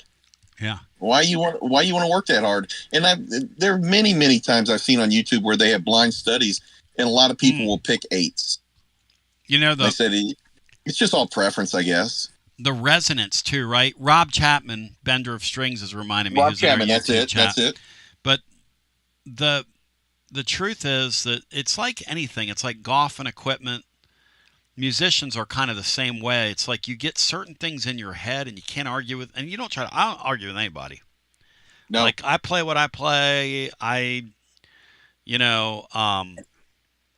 kind of is what it is. But the tone chasing, and I'm not a tone chaser either. I just like playing, but I get it. I get the tone chasing people, but they talk themselves into, yeah, this is completely different. Like, this sounds okay. I mean, I'm not going to argue with you. I'm not inside. I don't have your ears, so I'm not inside your body, but Hey, whatever gets you through the night. The Arkansas running back, change subject here. The guy who popped off, he was the same one who fumbled in the Memphis game late. Well, he's a winner. He's a serious football player, obviously, Bri, right? Yeah. You can bet that he's going to do something really idiotic this weekend after marking himself. And you can bet that Cinco's got great taste in music. You can bet Cinco can damn play a guitar. I'll tell you that right now. You can also bet that my friends at VIP Play are going to take great care of you with 200 leagues live always. With my Philadelphia Flyers dropping the puck tomorrow, along with my Philadelphia Eagles, along with my Phillies playing on the same day. I mean, it doesn't get any better than that, does it? Does it get any better than that? Because my Phillies will be playing tomorrow, because you can bet I'm on the money line and the Phillies with the Dodgers tonight. Because just like Bino's Yankees, we are going to rise from the ashes, my friend. We are going to rise from the ashes. Go claim your VIP Play welcome bonus. Bet $20, receive $100 in bonus bets instantly. The promo code and the phrase that pays is TN Tony. And remember, with the Vols in action this weekend, we will have a SGP for you, and you can get same-game parlays across all these and mix and match and do all kinds of creative stuff. Anything you want to do, any bet you want to make, you can make it over at VIP Play, where everybody gets treated like a VIP. As long as it's a legal bet in the state of Tennessee. Which leads me to this. You have a gambling problem, 800-889-9789, 21 and over, and located in the state of Tennessee to place a bet. And Cinco, the bender of strings, wants to get your take on Rush reuniting with the female drummer, Anika Niles. What do you make of that, Cinco? You know what? I was never a huge Rush fan, and it's not because they aren't fantastic. Each one of the three is at the top of their profession. Yeah. It just wasn't I like Tom Sawyer. I like Red Barchetta, YYZ. I like a lot of their songs. I didn't do the whole thing. Yeah. But they should be playing. To me, the mistake that Led Zeppelin made was to give it up when Bonham died. It'd be a shame, Neil Peart, when he dies, they don't do anything. And all I'm going to say is that if you can play drums for Jeff Beck, you can play drums for anybody. And she's not going to have the same kit as Peart did. She probably won't have some of the same fills. But if you don't think that girl's not a monster, you're crazy. She'll pull it off. Back to our phones we go. And the Rush crowd would be very wise to not compare her to a guy who's one of the greatest to ever live. And what's the point? I mean, they're out there to give you enjoyment and play those songs that you love.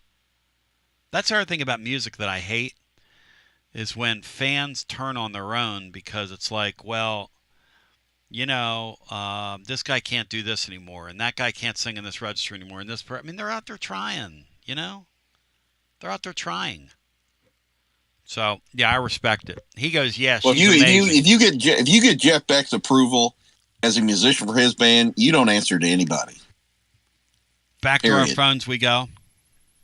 Hello and welcome into our next call on your TLD Logistics Overdrive Overtime High. Hey, guys. How y'all doing? Doing great. Thanks for calling. Jeff from Jonesboro. Hey. So many things to say. Take your time, brother. Take your time, brother. I saw ZZ Top in 1973 at UT at Stokely Athletic Center. I still remember that concert as wow. Tres Hombres had just come out. That's 50 years ago. Yeah. It was before the long beard era. But man, they just blew everybody away that night. The power of music, brother. How were they? Was their setup extremely loud, or was it bluesy and kind of appealing to the ears? Very bluesy, rocky, pretty simple. I mean, it was loud, but it wasn't like ear piercing. No. It was just very blues rocky. And they rocked. It was a festival seating concert, as I remember. No seats, so people were just, it was great. Second, welcome back to Northeast Tennessee to Rusty. Get on back here before the place fills up too much. I came back 15 years ago, and I haven't, it's been comfortable all these years. So, all the people that have come here, it's wild, isn't it, man? I don't know where we're going to put them all. I talked with Jennifer Morris about that. It's wild, isn't it? Everybody, we had a great little secret there till the pandemic hit.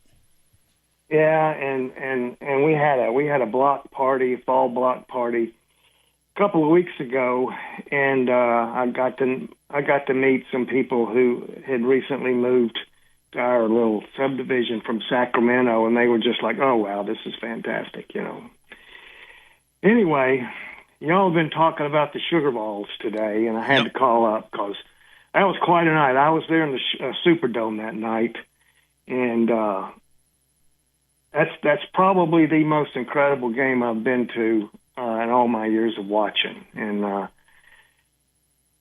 certainly the ones not at Neyland Stadium. That was just a special night, and we were just, the guy I was with was like, these are our Vols that are just doing this on national TV and in the spotlight, and it was great. And I remember at the end of the first half, we had just scored to go ahead, 14-7, and Johnny Majors sprinted from the sideline to the locker room. He just hit the locker room in a full sprint. He was so fired up. It was, and people saw that, and that just lit the fans up for the rest of the second half. And I think that had something to do with the way we jumped on them in the rest of the game, and just could do no wrong. That was just a great night. And you're right. There were so many Tennesseans on that team. It was great. It was great. I just find it interesting that team didn't win like a national championship, okay? But they are regarded on equal footing with that national championship team in this modern era. And nobody's going to tell me differently. By this fan base. That's the truth. And I don't know how that can be. I don't know why that is. Bino kind of elaborated on it today in the blog. I asked him to write an essay on it, and he did a great job with it. But they are beloved, man. Beloved. Part of it was maybe that, we all came crashing down 2 weeks later when Tony Robinson, I hate to bring it up, but Tony Robinson got arrested. That arrest, yeah. And that was a bad deal. And I felt so horrible for Tony Robinson that year because he was going to win the Heisman Trophy. I mean, until he got hurt. They were wanting to give it to someone other than Bo Jackson, and Tony Robinson would have been the guy, but he got hurt, and Daryl Dickey stepped in and did a great job.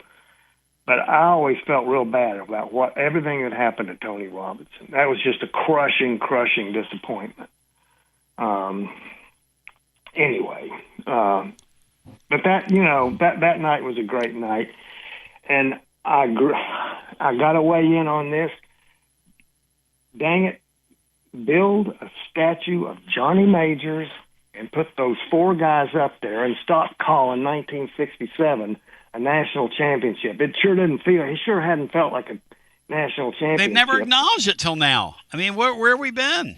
Danny White? I'm just, I'm all for that stuff. I'm all for celebrating whatever you want to celebrate, and for whatever reason you want to celebrate things, but I'm asking people who were here then, and you sound like you're one of them. Did we at the time celebrate that as a national championship? And people are telling me no. No. Nobody celebrated that at the time. January 1st, 1968 was one of the crushing disappointments of, you know how sports fandom is often built out of crushing disappointment? Sure it is. Yes, sure it is. That's when it started for me. I watched, I was following 1967 kind of, like a kid does. But I just didn't think there was any way we'd lose, Hey, then... Silly question for you. Your 3 best concert memories, what are they? I love guys like you that have been to a lot of shows. So you saw... Concert memories? Yeah, you saw young ZZ Top, pre-beard. Oh, gosh. Frank Beard without his beard. Let's talk a little music here. How about you, Cinco? Cinco, give me a couple of impactful shows, because Cinco's still going to shows. Jethro Tull. Wow. Certainly, as a young kid, Kiss. You can laugh all you want. When did you see Kiss, Sean? What year? I've seen them a number of times. I can't really remember the first time. Was it in the 70s, 80s? It was just like, I sat there and I wouldn't have been more mesmerized if aliens just landed on the planet right in front of me. I mean, it was just blew my. I've never seen anything like it. It's just unbelievable.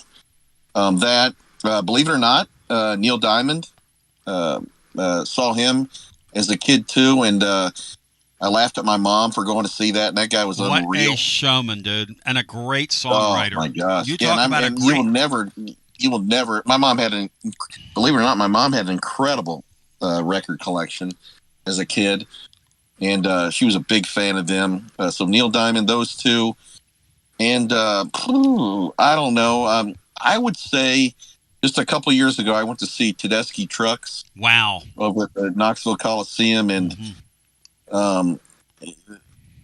everybody has an opinion on who's the best guitarist or whatever, but Derek Trucks will melt your face off and then shove it, where.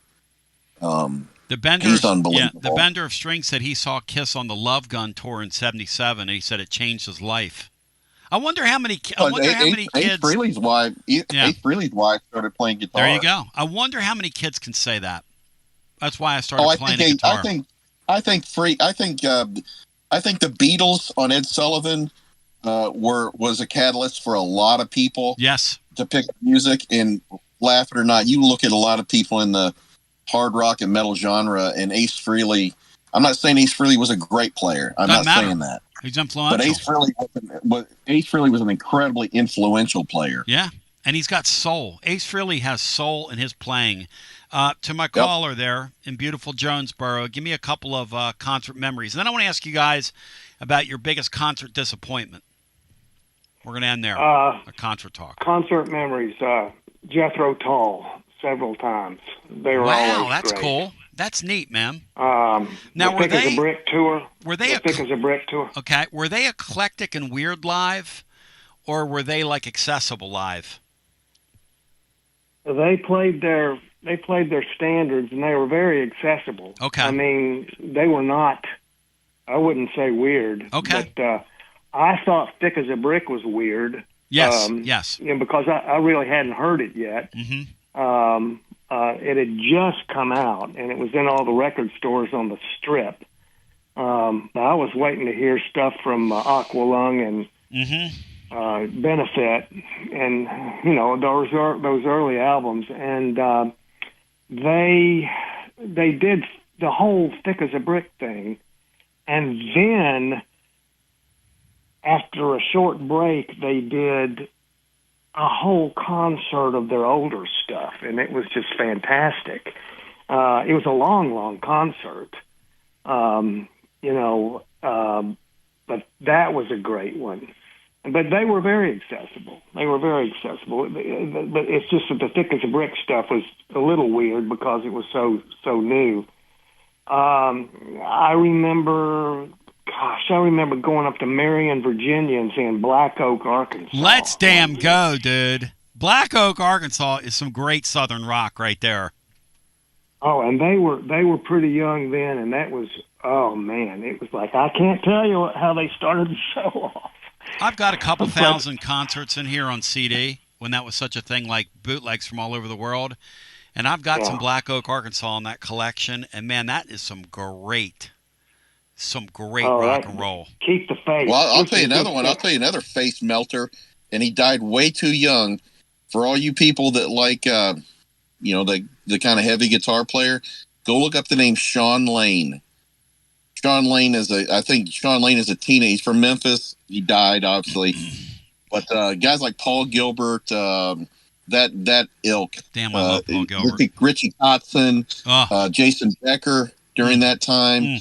They all look at Sean Lane as the best. Unfortunately, he had an autoimmune disease, and he just took too many anti-inflammatory steroids and smoked, and he had a heart attack. But when he was a teenager, I believe he went and played for Black Oak, Arkansas. It was just go look him up and check out the reverence that the great players talk about him.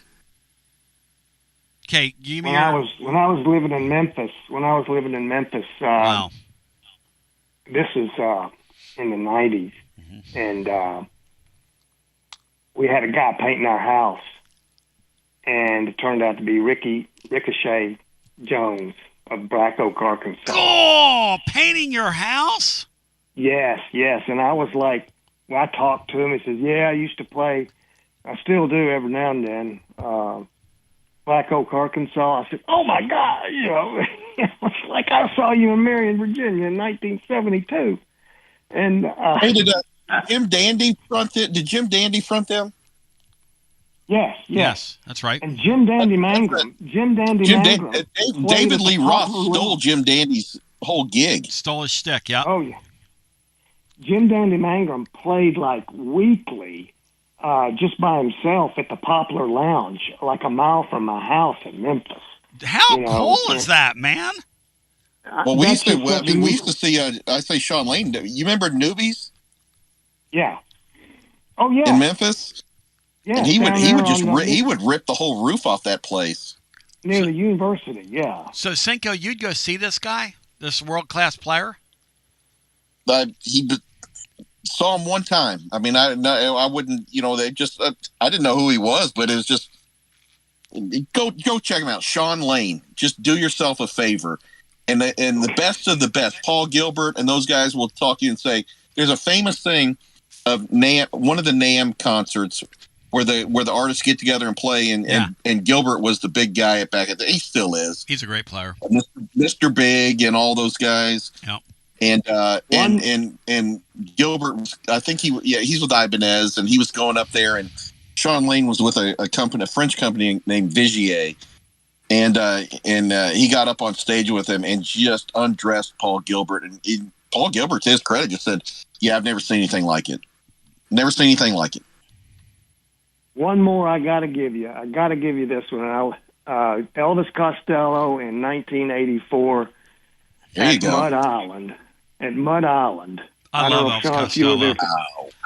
Wow. That was memorable and it was a great concert. It was memorable we went with two people who were absolute fanatic Elvis Costello fans. Yes. And we walked back to the Peabody, and this guy's date, who I was with, she went and the whole band was down there in the lobby of the Peabody. She went and got Elvis Costello and brought him over to our table. Let's go.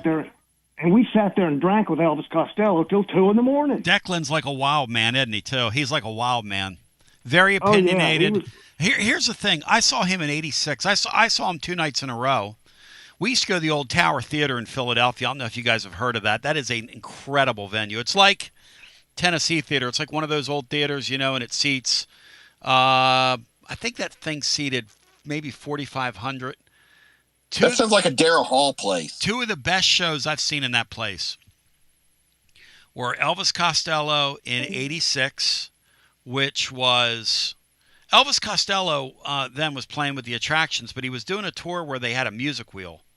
And he had stuff on the music wheel like Pop Life from Prince. And I wish I could remember some of the American Girl. and a couple other Tom Petty tunes. And if you would go up there and spin the wheel, and then you would dance in the go-go cage with the dancing girl after you spun the wheel. So it was like a complete circus. But the guy's juice and energy live, and I didn't know anything about him. And so I went back and rediscovered his catalog, kind of like you. I was drugged to that concert by a good friend. And then another one that my cousin took me to was, and I could not believe how good these guys were live.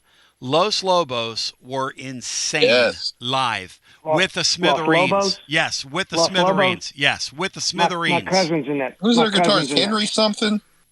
Yeah, Henry. You have a cousin that plays with them?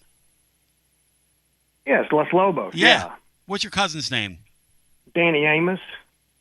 Wow. What? Oh. Huh? We yeah, you know him? Are you kidding me? No. He's joined them, what? When did he join them? Recently, right? No.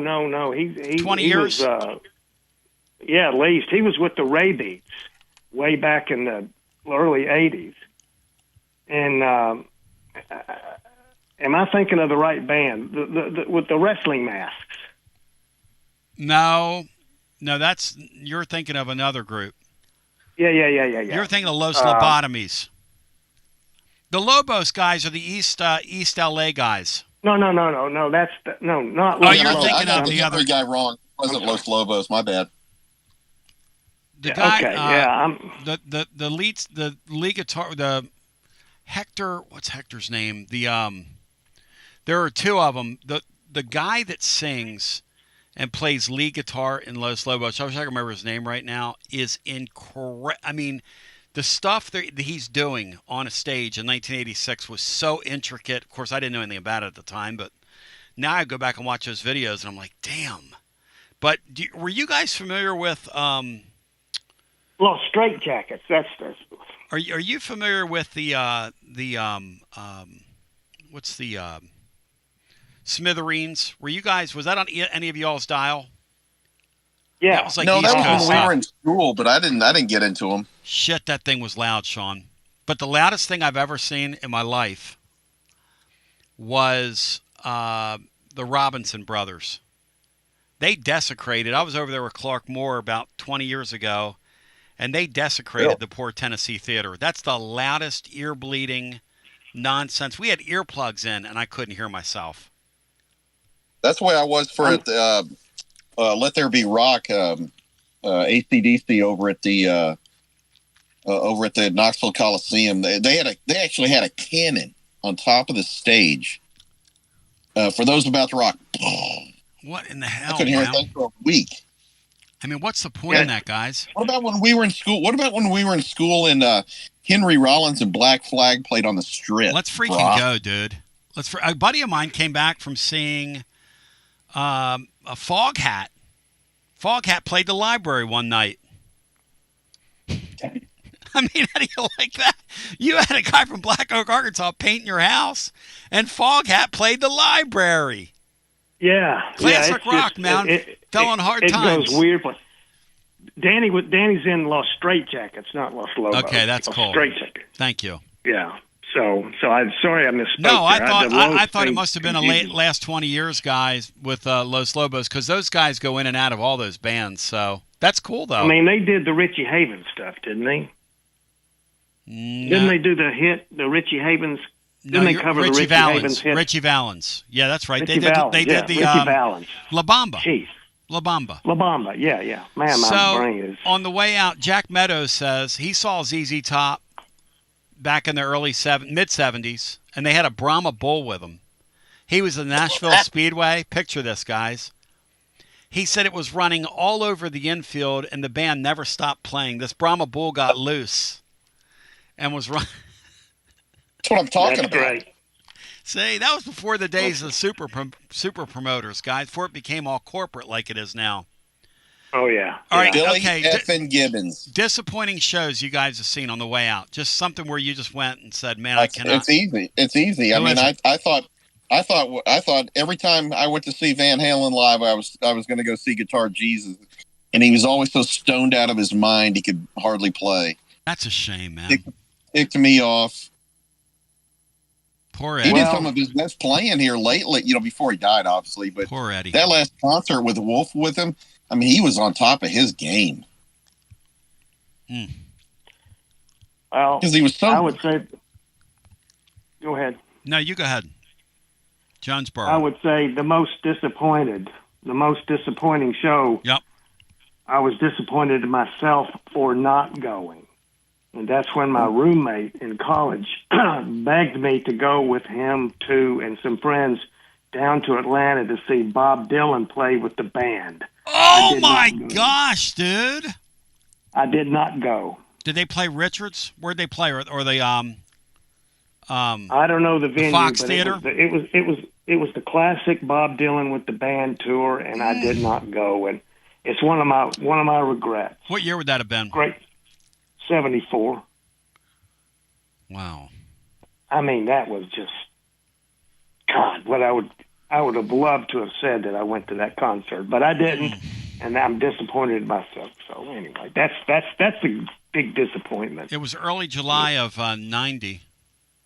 I'm sorry, early July of 90. My cousin Gail called me and said, "Hey, I got a free ticket tonight for Stevie Ray Vaughan at the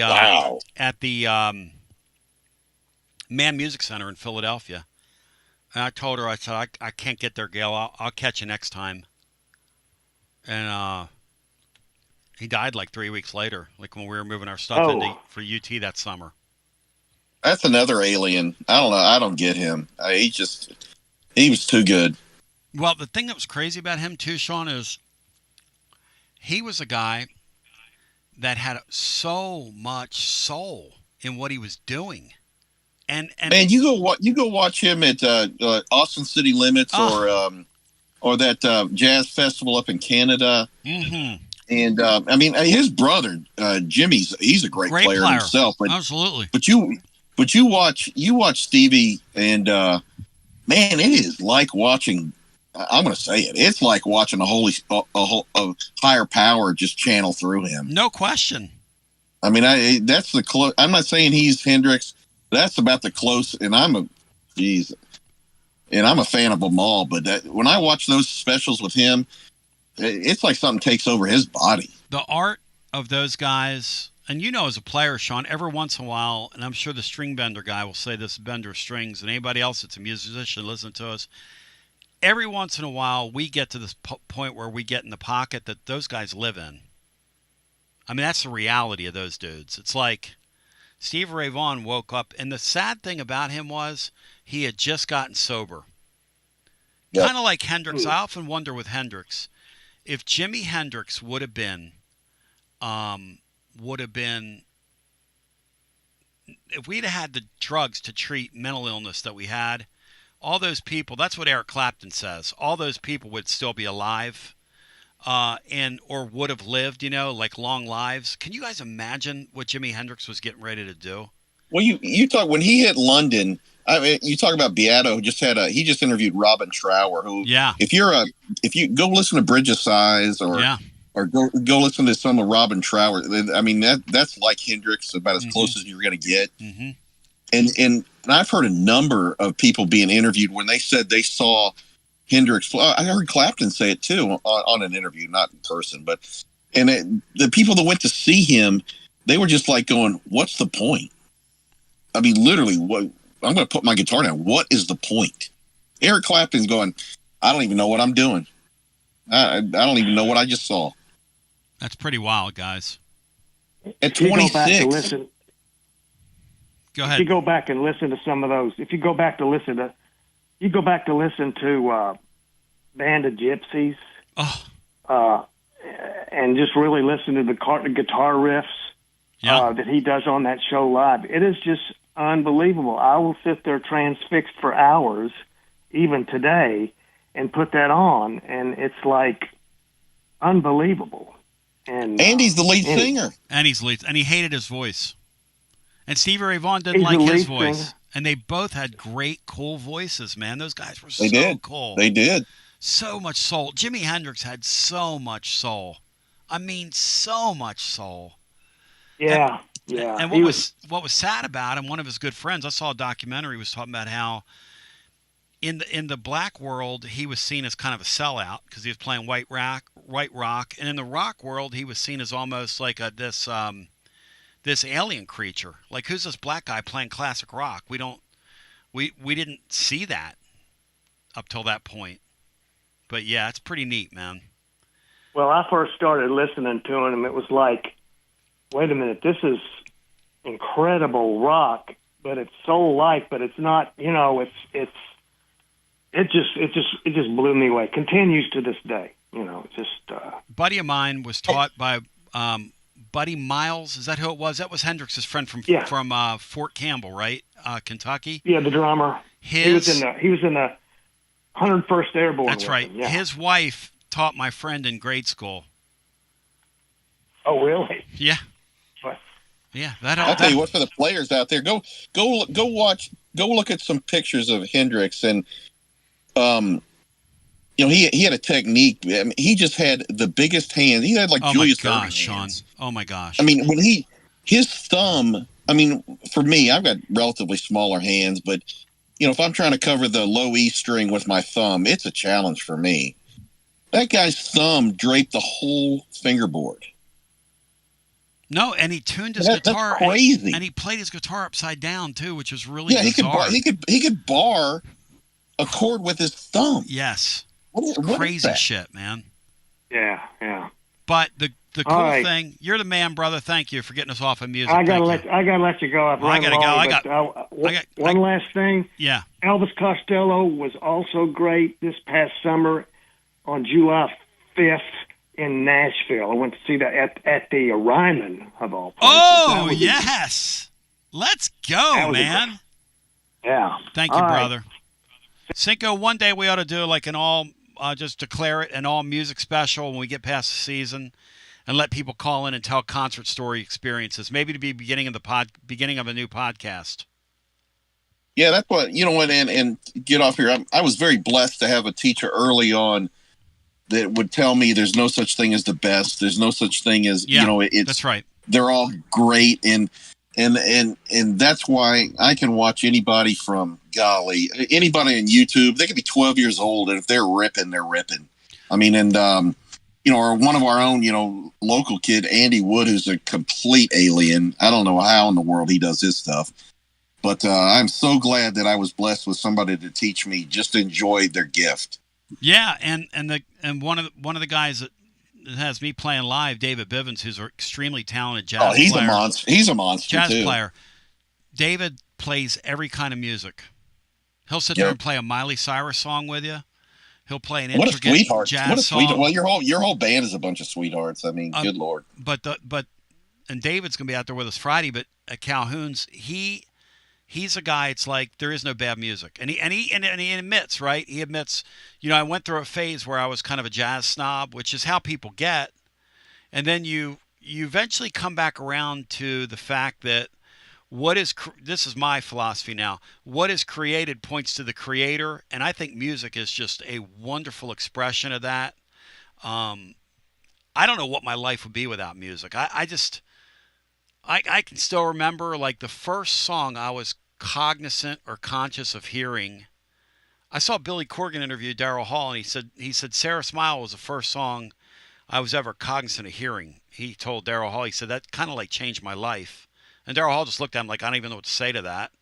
I like these guys doing these long form things. Like I think, cool. I think Corgan's got one. Well, people don't realize we interviewed William Corgan several years ago on here. What? But he's got a new one out with John 5 that I can't wait to watch here later on today. What is Sean the first piece of music that you were cognizant of hearing? Because I know exactly what mine was. You remember? Gee, man, I mean, there's some highlights. I remember when I was a little kid. Yeah. Somehow, some way, my parents gave me an Elvis album. Mm-hmm. And that I'm not here to say it's good or bad. I think he was the king. I love Elvis, but nonetheless, that was it. Certainly seeing Kiss. But I'll tell you, my thing was. a guy had moved into town. I was living right outside of D.C. in high school. Yeah. And all I was doing was playing a little acoustic, nothing big. And he had a Vega wagon with cassette deck. And he put it, and this was I was late to this party, but he put in Fair Warning by Van Halen. And that was it for you. It was it.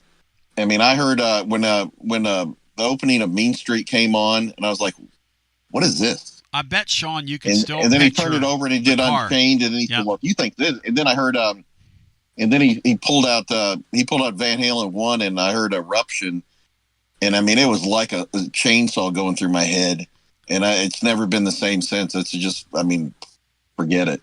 You know what's incredible, Sink, is that music is so powerful that you could close your eyes and probably recreate that scene in your mind. If you really try, I can still smell the Vega right now. Yeah, I promise. And that's the thing. Yep. Like friends of mine that don't get music. I mean, we're all different, you know. We're all made differently. I just don't get it. It's like when I talk to people and they don't get sports, and I'm just like, we ought to do something, Sink. We ought to think about doing something. Would y'all call? Would you people that are all over YouTube right now and commenting away? Would you guys jump in and tell us some stories of things you've seen or things that have happened? I mean, we could wrangle up some musicians. They're always looking to talk about things. Well, some of the best musicians in the world live in Sevier County. They're retired monsters that are playing at Dollywood. Yes, because they have health insurance up there. Well, I mean, there's so much freaking talent in Sevier County right now. It's unreal. The last time that we were at Calhoun's on the River, these guys came up and introduced themselves to me, and they said, "We're gospel singers." And we played 700 shows last year. And we played like 5 times a day at Dollywood, and you know, we're kind of on a little break here, and we're big fans of the show. And I was like, "Huh? What's your group's name?" And the guy goes, "The Kingdom Heirs." And I went, "The Kingdom Heirs? What? The Kingdom freaking Heirs?" I mean, that's the point. It's like, thank you, Sean. Love you. Thanks for having me, Tone. It's always a pleasure. Thank you, bro. I'm just always keeping my ears open. And I keep looking up every day. That's kind of my little mantra. Ears open and keep looking up. But love you. Appreciate you. Have a great one. Cinco, thank you to the gentleman up there in Jonesboro. Thank you for... I'm going to get yelled at by Laura. She's going to ask me what's wrong with me. And the answer is, I don't know. I plead both guilty and not guilty to that. I don't know would be the answer to what's wrong with you.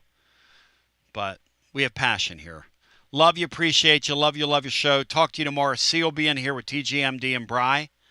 In the third hour tomorrow, we're going to do that playoff special. Tomorrow over at tclub.team, our We Ship Floors Tennessee Hardwood Report will be there tomorrow. We're going to drop it on you like it's hot. That Duke game's right around the corner.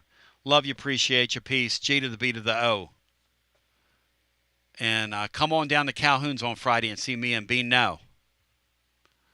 But in the meantime, let's run this thing back. What a show today, huh? Oh, gosh. Let's see here. Yeah, I just looked up. I've got to get to my physical therapy. I'm hoping to score me a neck brace. Let me know your destination. You know, I got to score my neck brace. Because, I don't know. Should we be laughing at Petrino? I mean, you know, or should we just not do that? I guess I'll ask that tomorrow's show of another major college football weekend, which is upon us now. Watson Brown's going to join us through the timeout. And Watson is we're going to get into the college football weekend.